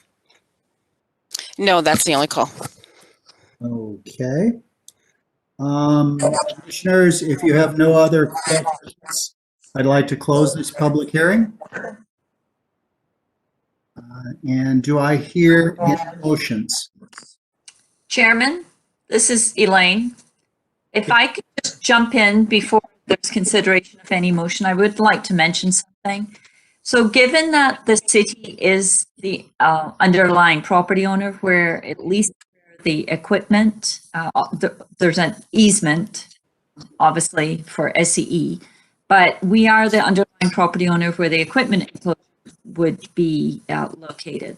So in that capacity, I want to know that, you know, when the city reviewed such an application on city property, it's acting as landlord, so to speak. So I don't know the specifics as to whether a generator would fit or not. I don't know that whole history. Tim probably understands that better than I do.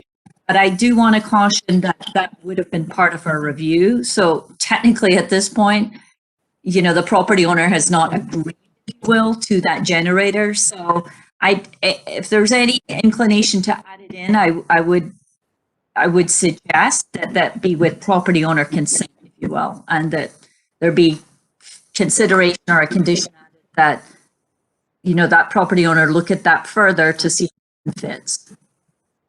Thank you. Thank you, Director Lister. So, Mr. Attorney, how would you proceed with this? You're muted. Yeah, I think that Ms. Lister's suggestion is probably appropriate. If you want to add a condition, but the condition is subject to ultimately approval of the property owner, which is in fact the city. Okay. Commissioners? And I might add that it also seemed like that the criteria that the city would apply is whether or not it actually fits within the proposed structure. Yeah, Mr. Chairman, this is Tim. You know, Keith and I would definitely have reservations about putting it in the enclosure so close to the entrance. But if they can show us really that no one's going to hear it when they're headed to the Rose Garden, it takes everybody's sight to the left going, what is that, as opposed to the right. But maybe maybe a new enclosure could be in between this enclosure or the tower. But we'd have to definitely review it, the noise and any noise, potential noise. Mr. Attorney, then, with that said, can we move forward on the existing motion, or would we need to table this entire issue should AT&T wish to add this generator? Actually, maybe what you can do is add a condition which basically says what we've said, but that it's subject to potential review by the Planning Commission. And if it were necessary to bring it back to you, then you could do it. But if it was non-issue, then there's no reason to. Okay, great. Chairman, this is Julio from AT&T. If I may, just really quick regarding the generator. I know there was comments regarding natural disasters and the communications going out during that, but we need to also take into consideration the amount of public shut off that's being caused up and down the state from Edison and any of the power companies where they have to shut off power due to strong winds. We're seeing more and more of those, so please take also that into consideration if the city is willing to allow a chip backup generator with all the power shutoffs. That's even more crucial now. But in the event that that's not allowed, AT&T will be able to install backup generators, temporary ones, at sites like this where there's no generator in existence. So. Okay, thank you. Mr. Chairman, Yes, Mr. Breton. I'd like to, on this issue then, I'd like to ask Director Lister, do we have backup generators at any of the other cell tower facilities in the city that you're aware of? Yes, we do. And a lot of it, we certainly understand the need, the request of the applicant. We also make sure the property owner has approved the addition. In this case, again, I don't know why the city / property owner, why this is really just coming up tonight. Could have come up in the past, and again, the property owner said no to it for whatever reason. So again, if you're inclined to want to explore that further, you could take action on the application before you with a condition, if you're inclined to approve it, that any consideration of a generator, the details would need to be worked out with city staff / property owner, before that would be permissible. It may be, it may not be. I just don't know at this point. Well, Senior Planner Martin, is it your understanding that a generator would require that the enclosure be modified, that it be expanded or enlarged? I'm not in charge of the park. It's Keith Rattay is in charge of the park. And we were a little surprised that the enclosure was going to be so big to begin with. We asked it for it to be reduced, to add a generator. We said no to the generator because it's such a sensitive area to the rose garden. That's why we said no. So the applicant would have to let us know if they'd have to make it larger. I'm sure Keith wouldn't be that excited to have it enlarged. Plus, again, the noise, focusing your attention towards where the noise is coming from, as opposed to your beautiful walk to and from the rose garden. Thank you. And one last point, Director Lister and Administrative Assistant Hannes, I would like you to state for the record, given the one public comment that we received tonight from Mr. Jackson. I know it says in the staff report that notice of this hearing was sent to all property owners within 300 feet of the subject site, placed in the newspaper and posted as required by state and local law, and sent to the Canyon Estates Homeowners Association. Can you vouch for that, Ms. Hannes? Yes. Okay, I just wanted that read into the record so that it clearly states that the homeowners, that the affected homeowners and the association were notified. Thank you, Mr. Chairman.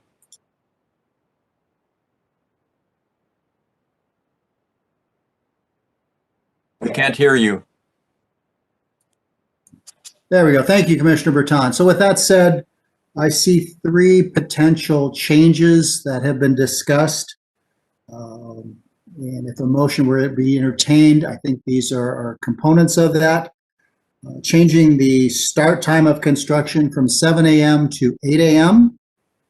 Where stated, the words adequate access changed to maintenance access. And thirdly, should a generator for this facility be entertained, it would be subject to review by the commission, city staff, and of course, the property owner. Do I hear a motion?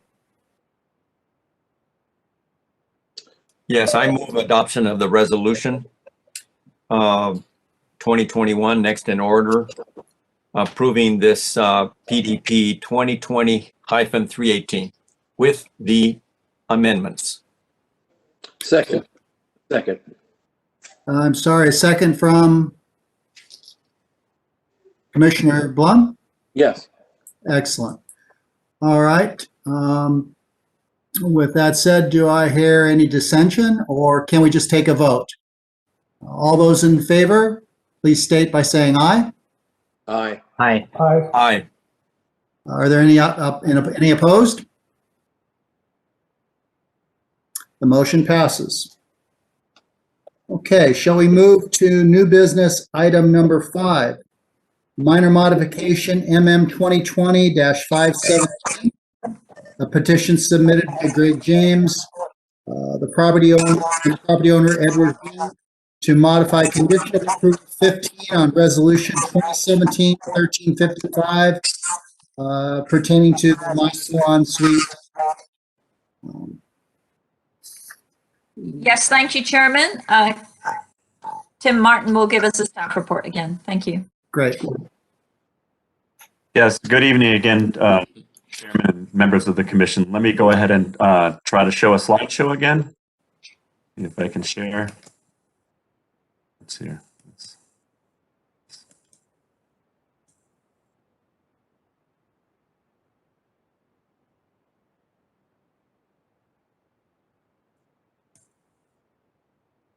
Okay, can everyone see that slideshow? Yes. Yes. Okay, great. So this is minor modification MM 2020-517, and it's a petition from Greg James to satisfy condition 15 in resolution 2017-1355 adopted by the Planning and Transportation Commission on June 10th, 2017 to approve plan development permit PDP 2017-295, and that petition established My Salon Suites with suites individually rented for health and beauty services in a 6,700 square foot 2-story tenant space in the Oak Tree Village Shopping Center, located on Los Alisos Boulevard. Condition 15 requires specific second floor tenant spaces to remain vacant as long as My Salon Suites continues to operate at the shopping center, unless adequate parking is demonstrated through a parking study. And the applicant proposes to satisfy condition 15 to allow occupancy of the affected current vacancy on the second floor. So just to give you some of the commissioners, if they're not aware, Oak Tree Village is on Los Alisos Boulevard, near the western property of the city of Mission Viejo. Here's the Oak Tree Village. You have a building that's kind of like in a V formation at the bottom of the screen, and Los Alisos is at the top. And the My Salon is a tenant space that's in the red box. And that's the suite that this condition was made for. And this is the condition, and it basically talks about that these different suites need to remain unoccupied. And if the applicant wanted to, they could come to the Planning and Transportation Commission, and go ahead and show a parking study that they can abide by a 95% vacancy parking ratio or percentage, and that's why they're before you. And so they've gone ahead and submitted a parking study, along with they have implemented certain parking mitigation measures to try to satisfy condition 15. So that is before you tonight. We did have our transportation manager, Philip Nitolama, to review this, and he is satisfied with the parking study and the mitigation measures. And some of the mitigation measures are in the center of this screen. Basically, they've started a parking permit program for all employees to park in the back of the building. They've also have that same security company monitoring and enforcing the permits from the front so more customers can park. They've also talked to the major tenant there, which is Mission Market. And we had a problem with them as far as code enforcement because they were using a lot of the parking stalls in the back that could be used for employees and customers. And they're putting all their produce and products out there before they bring them into their grocery store. So they have implemented measures to right that. They are under new ownership. So what happened is on the previous owner, they really weren't, hands-on, and they had a different property management team. And what happened is this new owner has gone ahead and got a new property management team, and they're the ones who are really checking over the center now to make sure there isn't problems there. So at this time, staff is recommending approval, and I'm available for any questions you might have. And the applicant is here to speak. Thank you, Mr. Martin. Before we open this up for public comments and the public hearing, do I have any questions of the commissioners for staff? Yes, Chair Reach, when it's my turn, I have some comments. Okay, Commissioner Blum, if you'll yield first to Commissioner Keenan? Yes. Chino, thank you. Thank you, Commissioner Reish. Just one quick question.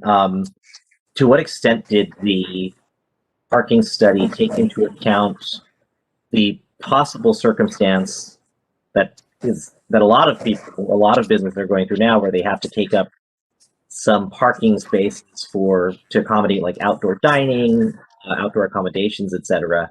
Does the parking study take that into account and find there would still be sufficient parking to meet our needs if that had to happen?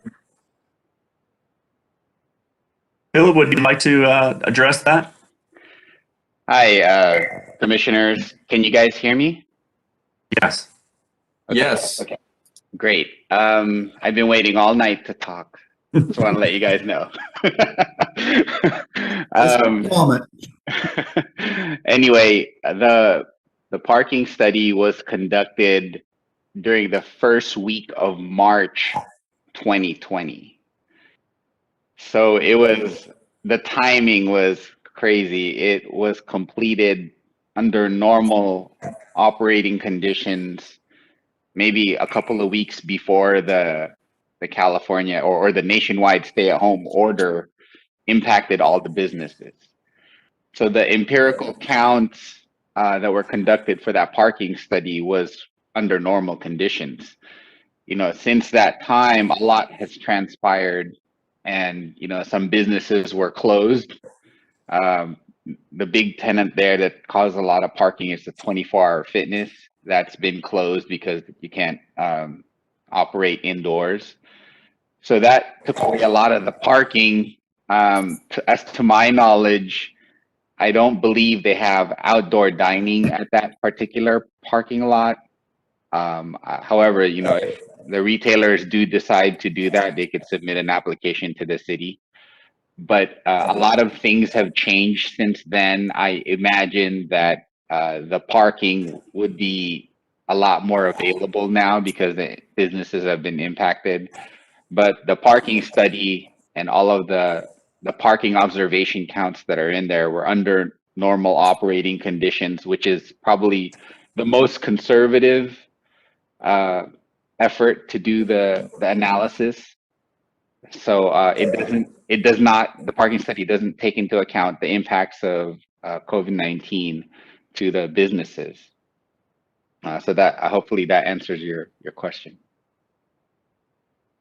Yeah, thank you, Phil. And so I was wondering if you would be able to, in that study, sort of project, for example, if we were to take out 2 or 3 spaces, does it still meet the needs for parking there? I figured there'd be like Excel spreadsheets or something that one could tinker around with for that.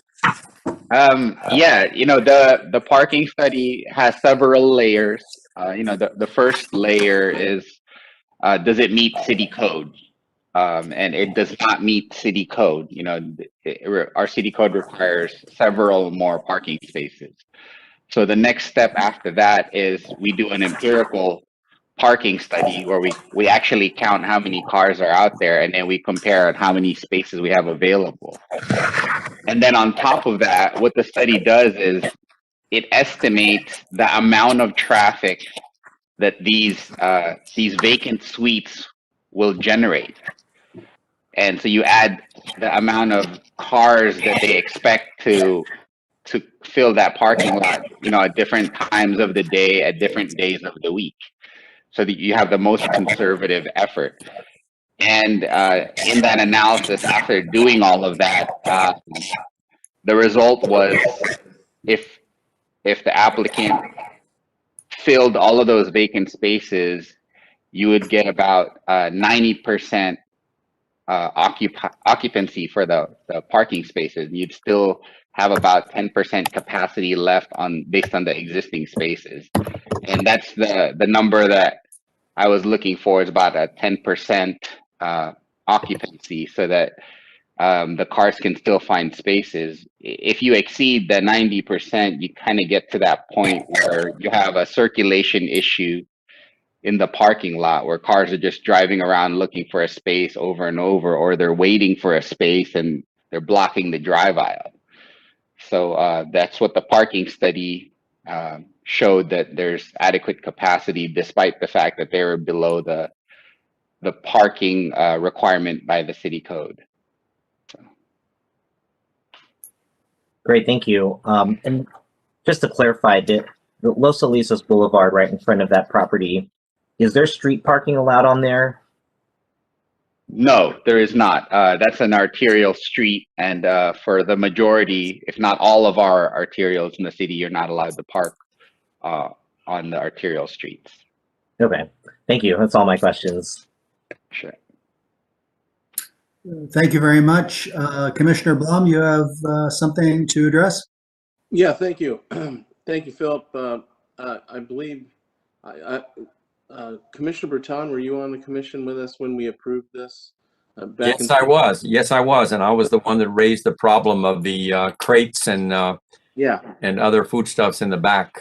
So for us too, that were on the commission when we approved this, Director Lister, has there been use changes since then? When Philip does his traffic or parking analysis, are these all the same uses? So if they fill those suites, it's the same uses. So when he does his parking analysis, that those didn't change? Because I remember back on the previous hearing, they had problems with the Mission Market, and then people from the apartments parking there. So now they're managing it.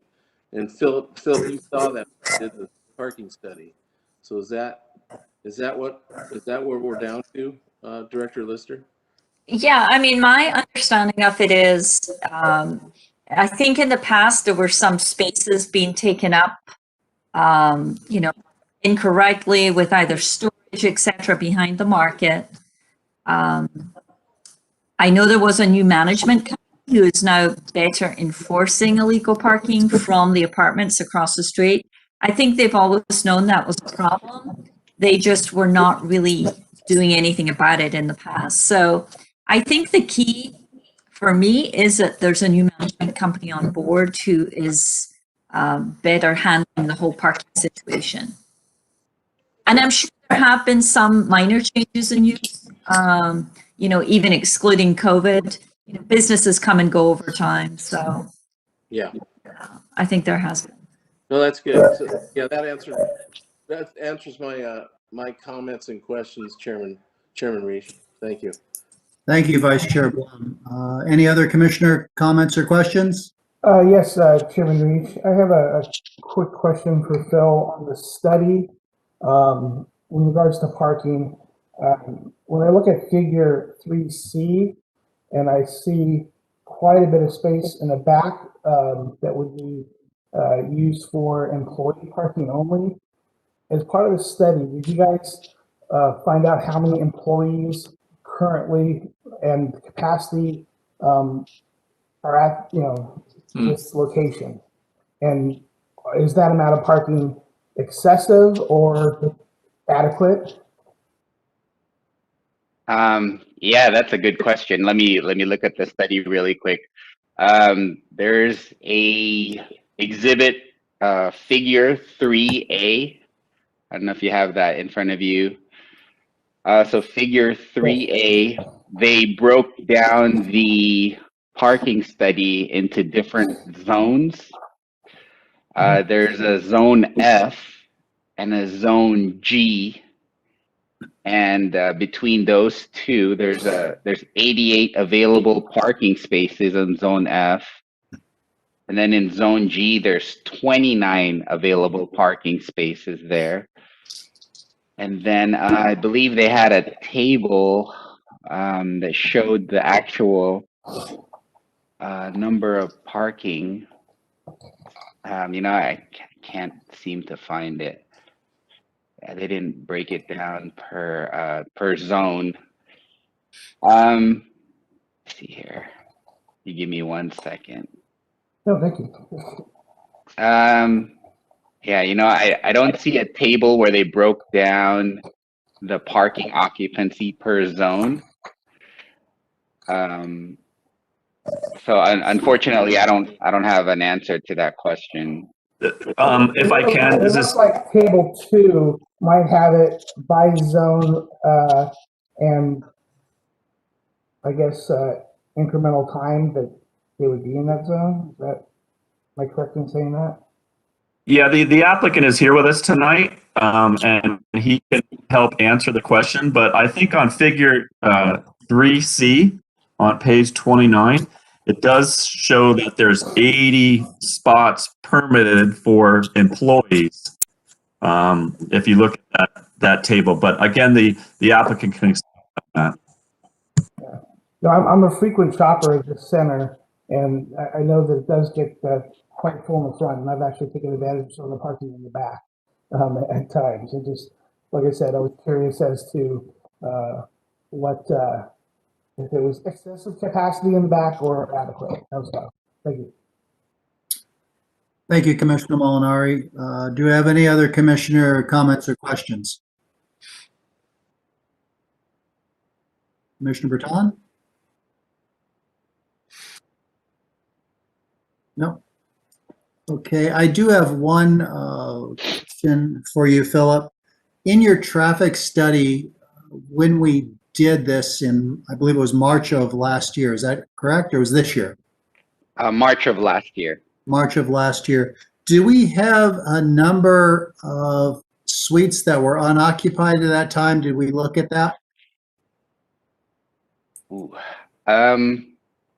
Yeah, there's a table on this parking study. I think it's table. Forgive me if I missed it, but. I think it's table 1. It's on. Okay. Page 32, I think. Yeah. Yes, I believe so. Table 1. Yes, correct. So, on this table, it shows all of the existing and vacant tenants and suites for the site. So, the bottom half of the table, it shows vacant proposed retail or vacant proposed office or vacant proposed medical dental office. And then in the upper half of the table, it shows all of the existing tenants for food, retail, warehouse, office, health club. So this is a snapshot in time. This is what it looked like in March of 2020 when they conducted the parking study. At that time, only the existing tenants generated parking. So what the parking study conducted was they estimated the amount of parking that the vacant suites would generate, and they added that amount of parking to the existing parking that they observed. And that's how they got the total number of parking demand for the site. Excellent. That would be my question. Was that considered or not in this total? So with that, commissioners, any other questions? Yes, Chairman Reich, I do have two questions to follow up on that. Proceed, Commissioner Berton. Okay. Phil, there's a condition that that there be annual parking study updates for the next 3 years. I don't know whether I should characterize it as a condition, but they've agreed to do that, to do annual updates for the next 3 years on the parking study. Correct? Yes, that's correct. And would they pay for that? Yes, they would. And who would conduct the parking study? They would hire a professional engineering firm to conduct the parking study. Okay. The second question is the table that you just referred to, which is on page 32. First of all, it shows vacant on the ground floor and vacant on the second floor. I thought that the last time we looked at that, the only vacancies that we were requiring were on the second floor. Is that correct, Senior Planner Martin? Do you remember? Yes, that's my understanding. Yes. So even though they have vacant retail on the ground floor, that wasn't part of the condition that they not occupy that, correct? Correct. Okay. So when we look at this traffic study and their the ensuing, the next 3 traffic studies for the next 3 years, they have stated that there are certain uses that these suites on the second floor would be given. A certain percentage would be office professional, a certain percentage would be office, and a certain percentage would be, I guess, the ground floor is the retail space.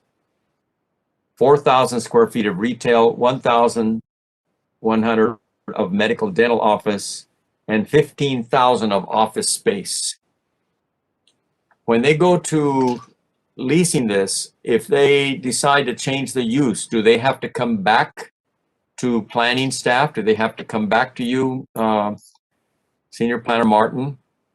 And because that would impact the number of spaces that are needed for that particular use, correct? Correct.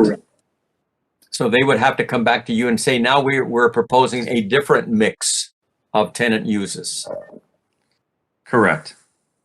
And under condition 15, they might have to do an additional justification or additional mitigation measures, correct, Phil? Yes, that's correct. Okay. Thank you, Mr. Chairman. Okay. Seeing and hearing no further comments, I'd like to open this public hearing up at this time. Administrative Assistant Hannes, do we have any communication about this new business? No, I have none. Okay. With that said, then I'd like to welcome our applicant, and let's listen to what he has to say.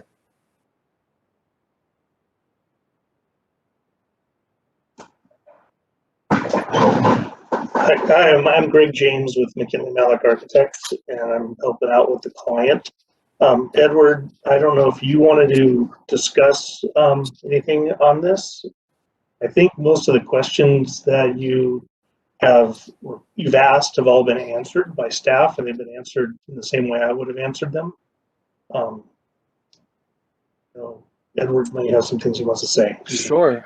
Hi, everybody. Thank you for giving us the opportunity to speak about the issue. I just wanted to correct Commissioner Breton earlier. You mentioned that the floor suites, the retail suites, 104A, 104B, were not a part of condition 15. I have the condition in front of me, and it does include that. Just wanted to mention that to you, just in case that changes anything in what you were bringing up. Thank you. Aside from that, I guess I'm not sure if it's mentioned in the application, but ownership has been. And then also just want to clarify, another commissioner mentioned earlier that it was new ownership, but we are under the same ownership, but internally the ownership has gone through some staff changes, and so since those staff changes, we've realized the issues that the property management has had, and so then we've gone ahead and gotten new property management, and we've implemented a lot of parking solutions. One of which is employee parking, which was mentioned earlier, as well as having a full-time parking attendant there. And that's helped us a lot with especially getting rid of the neighborhood parking with the apartments across the street who park in the center. The same attendant also helps with employee parking because the employees are asked to put employee tags in their cars and so on and so forth. And that's all I have on my end. Mr. James, do you have anything else to add? I do not have anything else to add. Okay. Commissioners, do you have any questions for the applicant? I do. Commissioner Breton? Mr. Wang, I want to thank you for your new aggressive approach towards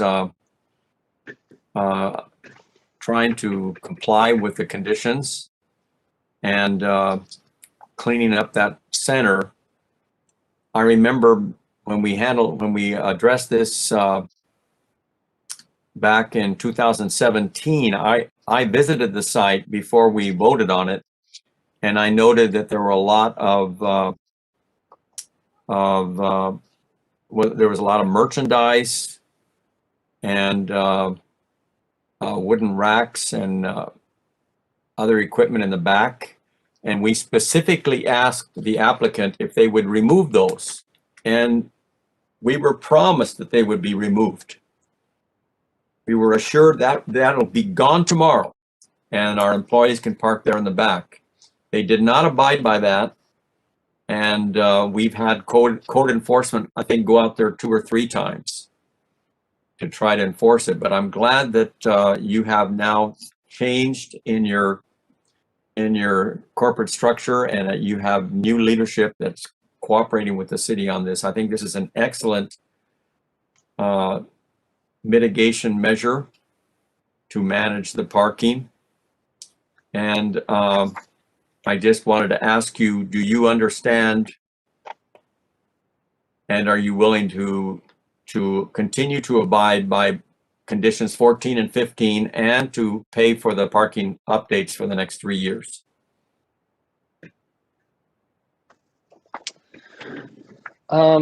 Yes, let me look at condition 14 very quickly.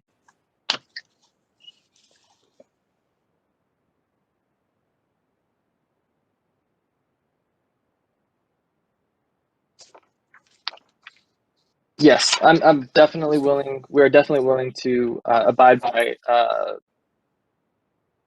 point 14, and then continue to abide by point 15.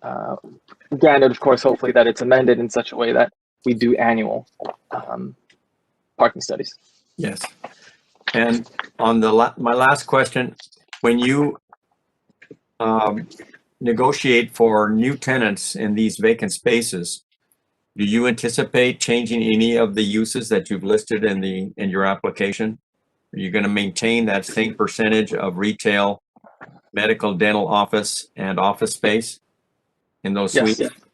Yes, that's our intention. Thank you very much. Thank you, Mr. Chairman. Any other commissioner comments or concerns? Okay, I have 2 questions for the applicant. Edward, 24-hour fitness, is it still operating in the center, and is it currently one of your tenants? Yes, it is one of our tenants. Yale, who's also on the call, might be more aware of where they stand currently. Yale's my supervisor, and yeah, they're currently a tenant, but they're not open, to my knowledge. I understand. I mean, our regulations for fitness centers certainly are very fluid per state requirements, but I wanted to make sure that, yes, they are still a tenant to the best of your knowledge. Absolutely. Secondly, as you, assuming you will increase tenants, obviously there will be parking needs. We have a parking study here. I just would like to get the assurances as much as possible. This is something you'll be handling if you have tenant problems with parking, that they don't come directly to us with your tenants complaining they don't have places for their customers to park. I mean, ultimately, people want to call the city, but I certainly would like to see the first line of defense, if you will, by the property owners and property management. Can you give me some assurances of that? Absolutely, yeah. We especially since I've come on board last 2 years, we've been very hands-on with that request, with just customers and their needs for parking. We intend to continue to do that. Great, thank you. Commissioners, any other questions? Administrative Assistant Hannes, do we have any calls or any late communication on this issue? No, we do not. Okay, with that, then I want to close this public hearing.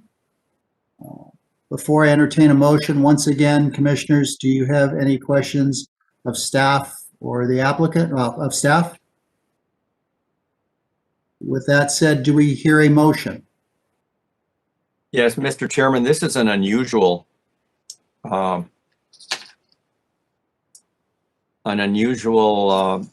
presentation to us. We're not being asked to approve a resolution to approve a conditional use permit. As part of this condition 15, they're coming back and proposing mitigation measures in compliance with condition 15. And staff is presenting this to us as part of that condition.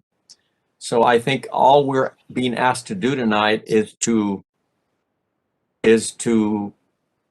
countenance, to give our blessing to this, to staff's determination that this does comply with condition 15. And correct me if I'm wrong, Mr. Martin, I think the appropriate thing to do here would be to make a finding that what is being proposed tonight, including the parking management program, the monitoring and everything, is in compliance with condition 15. Is that your understanding? Well, I agree with you of the direction that staff gave you. I would like to have Elaine Lister, our director, talk about any kind of procedure. Elaine? Uh-oh. Sure, sorry about that. I couldn't get myself off mute. Yeah, I mean, basically, I think there's been some good discussion, and we're really just looking for confirmation that the applicant is now in compliance with the condition based on that parking study. Okay, then, Mr. Chairman, I make the following motion, and I'm going to read it slowly so that Ms. Hannes can try to write it down. Go ahead. I move that the commission hereby finds that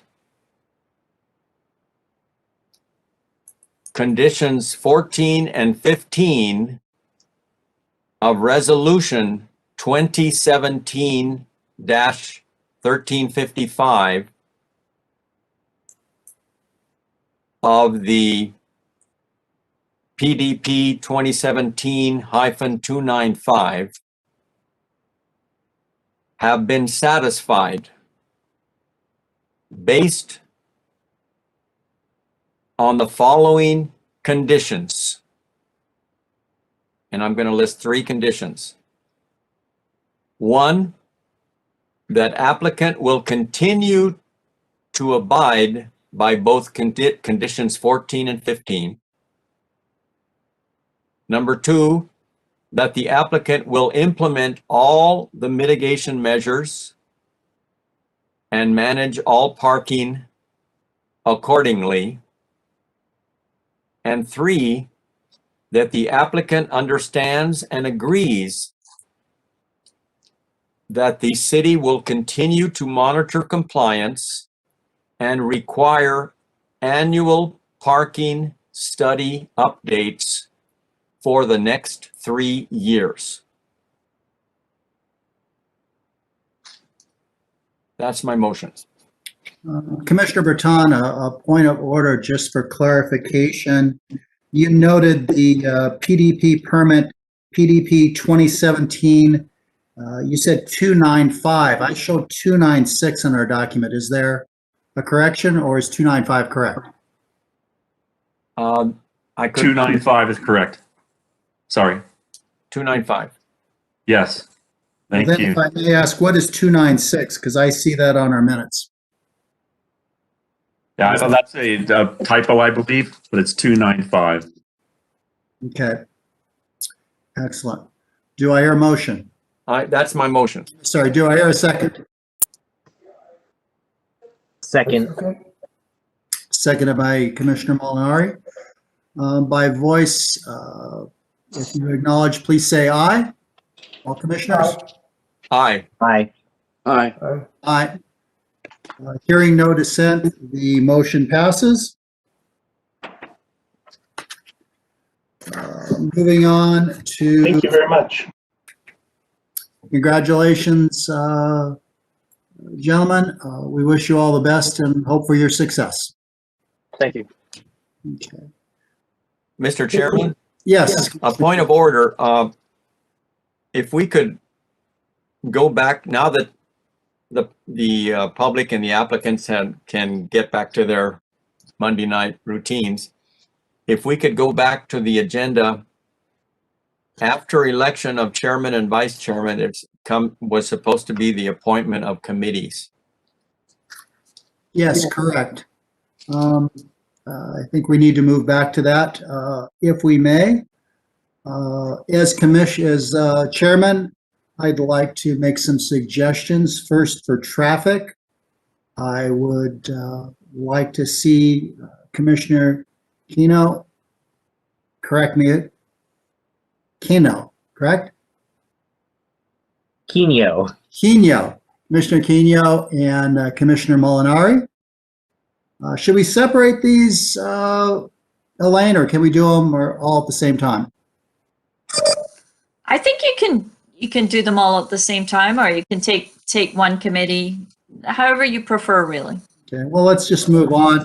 For the DRC, I'd like to propose Commissioner Breton and Vice Chair Blum. Can I have a motion on these? I so move. Do I hear a second? Second. Okay, all commissioners, please indicate with aye if this is your intention. Aye. Aye. Aye. Hearing no dissension, the motion for the committees for 2021 passes. Thank you very much. With that said, then, shall we move down to, well, we have no committee reports as there were no committees meeting on traffic or design in December. So let's move to staff comments. I have no comments except to apologize. We had a little snafus with the WebEx. Maybe next time we explore Zoom, which might be a little bit easier. Mari and I will certainly discuss that. That's it. Thank you. Okay. Then we're going to move to Planning and Transportation Commissioner comments. Commissioner Keno? Yes, thank you, Chairman Reish. Just very quickly, I want to thank all of you for a lot of the work that you've been doing, the staff especially, for a lot of the analysis and input that they've provided us to help us make our decisions. It is a great honor, and I'm very humbled to be on the commission and to be back on the commission after having been on it almost 11 years ago. And interestingly enough, the history has come full circle, because when I was last on it, Commissioner Leknes was also departing. So that's happening again this time around. I look forward to continuing to work with the rest of you and all of you. It's like I said, I'm very humbled to be among such bright individuals and such detail-oriented individuals. I think that's very important for us to continue to have as a trait here on the commission. I am very proud to continue our work, and just some insight as to my philosophy on things. I am forever guided by the quote by our 40th president, that there's no limit to what a man can do or where he can go. He does not mind who gets the credit. And so it is with that I will be working towards some great things on the commission. I also want to clarify my virtual background behind me. I am not in the Mission Viejo Library, but that is what that is. And I have that up towards the hope that we will soon reopen and we'll be able to use the great facilities once again that our city has to offer. I'm very encouraged by the statistics recently that showed that our county has cut our COVID rate in half since mid-January. So let's keep that going. Let's keep that up. And with that, I just want to thank you all again. Thank you for your kind words. Commissioner Molinari. Thank you, Chairman Reish. I too just want to thank all of you for your kindness and generosity with regards to sharing information with me and preparing me for this journey with this commission. I appreciate the staff, what you've done to help out and provide information and guidance. This seems like a pretty great team that I'm happy to be a part of, and I look forward to actually meeting each one of you in person when we're able to do so. So thank you all, and I'm looking forward to a successful year and doing some great things for the city. Thank you. Thank you, Commissioner. Commissioner Breton. Thank you. Once again, Chairman Reish, congratulations on your appointment, your election as chairman. You've done a great job tonight.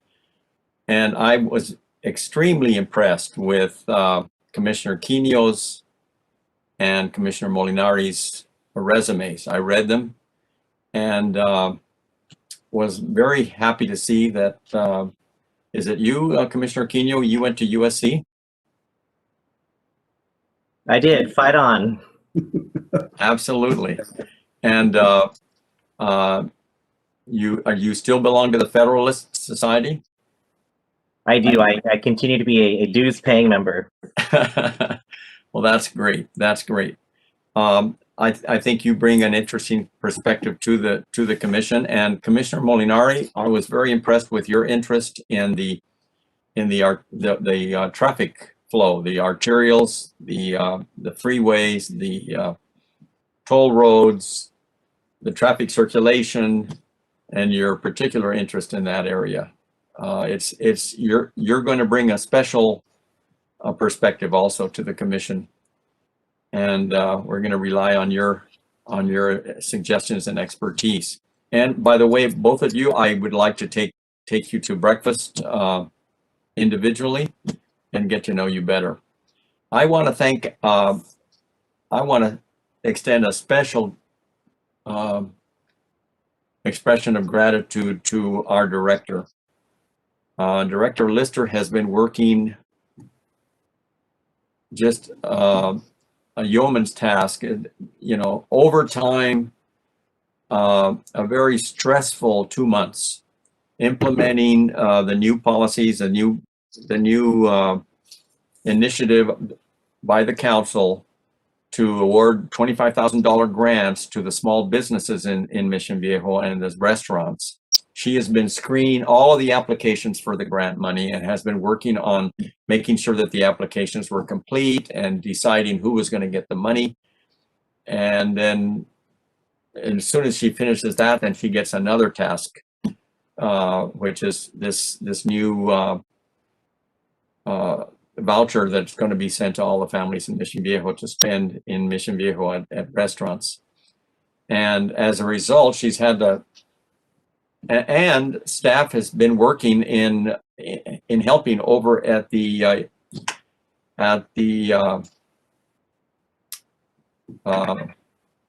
where they're dispensing the vaccines, where Chairman Reich went to receive his vaccine. And they've been working on Saturdays and other days in order to assist in that effort. So we have a fabulous staff. They're very hardworking, very diligent, and she has been working overtime for 2 months, more than 2 months now. And hopefully we will be able to get back to normal business. And as everyone has noted, we'll be able to meet in the council chambers, hopefully by the beginning of summer. Thank you very much. Thank you, Commissioner Breton. Vice Chair Blum. Yes, thank you, Mr. Chairman. And do you notice, commissioners, that the 2 USC grads took the most time? It's just amazing to me. Fight on. So I'm just, Thank you.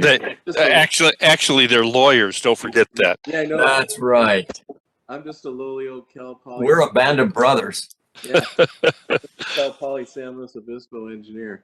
So, but I'd like to welcome the 2 new commissioners, and we're real excited to have you aboard. This is a very good group of gentlemen that care very much on the keeping Mission Viejo great, and I welcome you too. And I'd like to also thank my other fellow commissioners that I've been serving with, and thank you for all your hard work. And staff, Director Lister, Tim Martin, all of staff, I echo Commissioner Breton's comments. Thank you for your hard work, and it makes us be able to make decisions better. And even our city attorney sitting there keeping us strong. Thank you for your time. So thank you, Chairman. Thank you, Commissioner Blum. With respect to our 2 commissioner attorneys, there is a bit of dissension as being a UCLA person. I certainly own a piece of that ground, so I'll give you guys a pass this time. Typically, I try not to be wordy. I would like to move this thing along as quickly as possible. However, I'm going to take a bit of latitude. First, I'd like to take this time to personally remember outgoing commissioners Cameron Naures and David Leckness. Commissioner Naures taught me to look beyond what's in front of you and to see issues from an investigator's view. Commissioner Leckness showed me that while we need to be serious with the tasks ahead of us, when given a little humor, a little levity is equally important, so we don't take ourselves too seriously. I do want to thank all of you for your faith in me to guide this commission the upcoming year. I doubt that 10, 12 months ago, any of us would have thought we'd be working under these circumstances. We never as the city dealt with such an overwhelming and debilitating event that COVID-19 has delivered. Our governments had to adapt to a changing set of rules that by very definition create confusion and mistrust. Mission Viejo, just like every city in California, has suffered the devastation COVID's created. We have challenges like helping first responders, a massive shift of our citizens now residing at home, businesses that don't know from day to day if they're open, they're closed, they're working outside, allowing some people inside, all the while trying to stay alive while juggling citizen supplies. Citizens staying close to home create transportation issues we never anticipated. And overall, a city that's becoming tired and frazzled. Even this potential vaccine we've been speaking about offers questions about effectiveness and even which one to use. Now, with all that said, I want you to look at the first word of the name of our commission. That word is planning. Now, with respect to previous commissions, we've been a body that reacts to what's brought before us. A business has decided to come to Mission Viejo or a current one to make changes. Residents are unhappy with the way vehicles move through arterial streets and neighborhoods. We take needs already determined and give thoughtful direction to the applicants and the city council. A person I once hold in high regard, I do hold in high regard, told me change is inevitable, but growth is optional. Our city is changing, perhaps more rapidly now than ever before. What was in the 70s and 80s a great design is showing wear and a loss of luster in 2021. I believe that we as a commission have the unique ability to reimagine Mission Viejo as how it will look for the next 30 years. Change is coming, but how we direct it determines how this jewel of Orange County moves ahead. Now, we're fortunate in this room to have so much talent. We have two commissioners who were here not only in the beginning, but also had a hand in the building. And with this brain trust, we can understand what the vision for our city was. With our combined talent, we can take that vision and move ahead for the next decade while keeping our identity. I ask that each of us take a proactive look at what's possible. Think about how we can reimagine a city with upgraded amenities that'll keep our residents proud to stay here and live here. Think of how we can travel within the city and what businesses are needed to complement what we already have and offer new opportunities for Mission Viejo to become a place to come and to enjoy. I feel that our input and advice to council is now more important than ever. We're exploring new opportunities, and what we do with them will make a mark moving ahead that you, your family, and friends will all be beneficiaries. That's what I have. With that said, with no further comments, I'd like to take my ceremonial gavel. And we'll adjourn this meeting at 9:02 to 6:30 p.m. Monday, March the 8th. I look forward to seeing you all then. Thank you. Great job, Bob. Thank you. Good night. Thank you. Good night. Everyone, thanks so much. Good night. Bye-bye.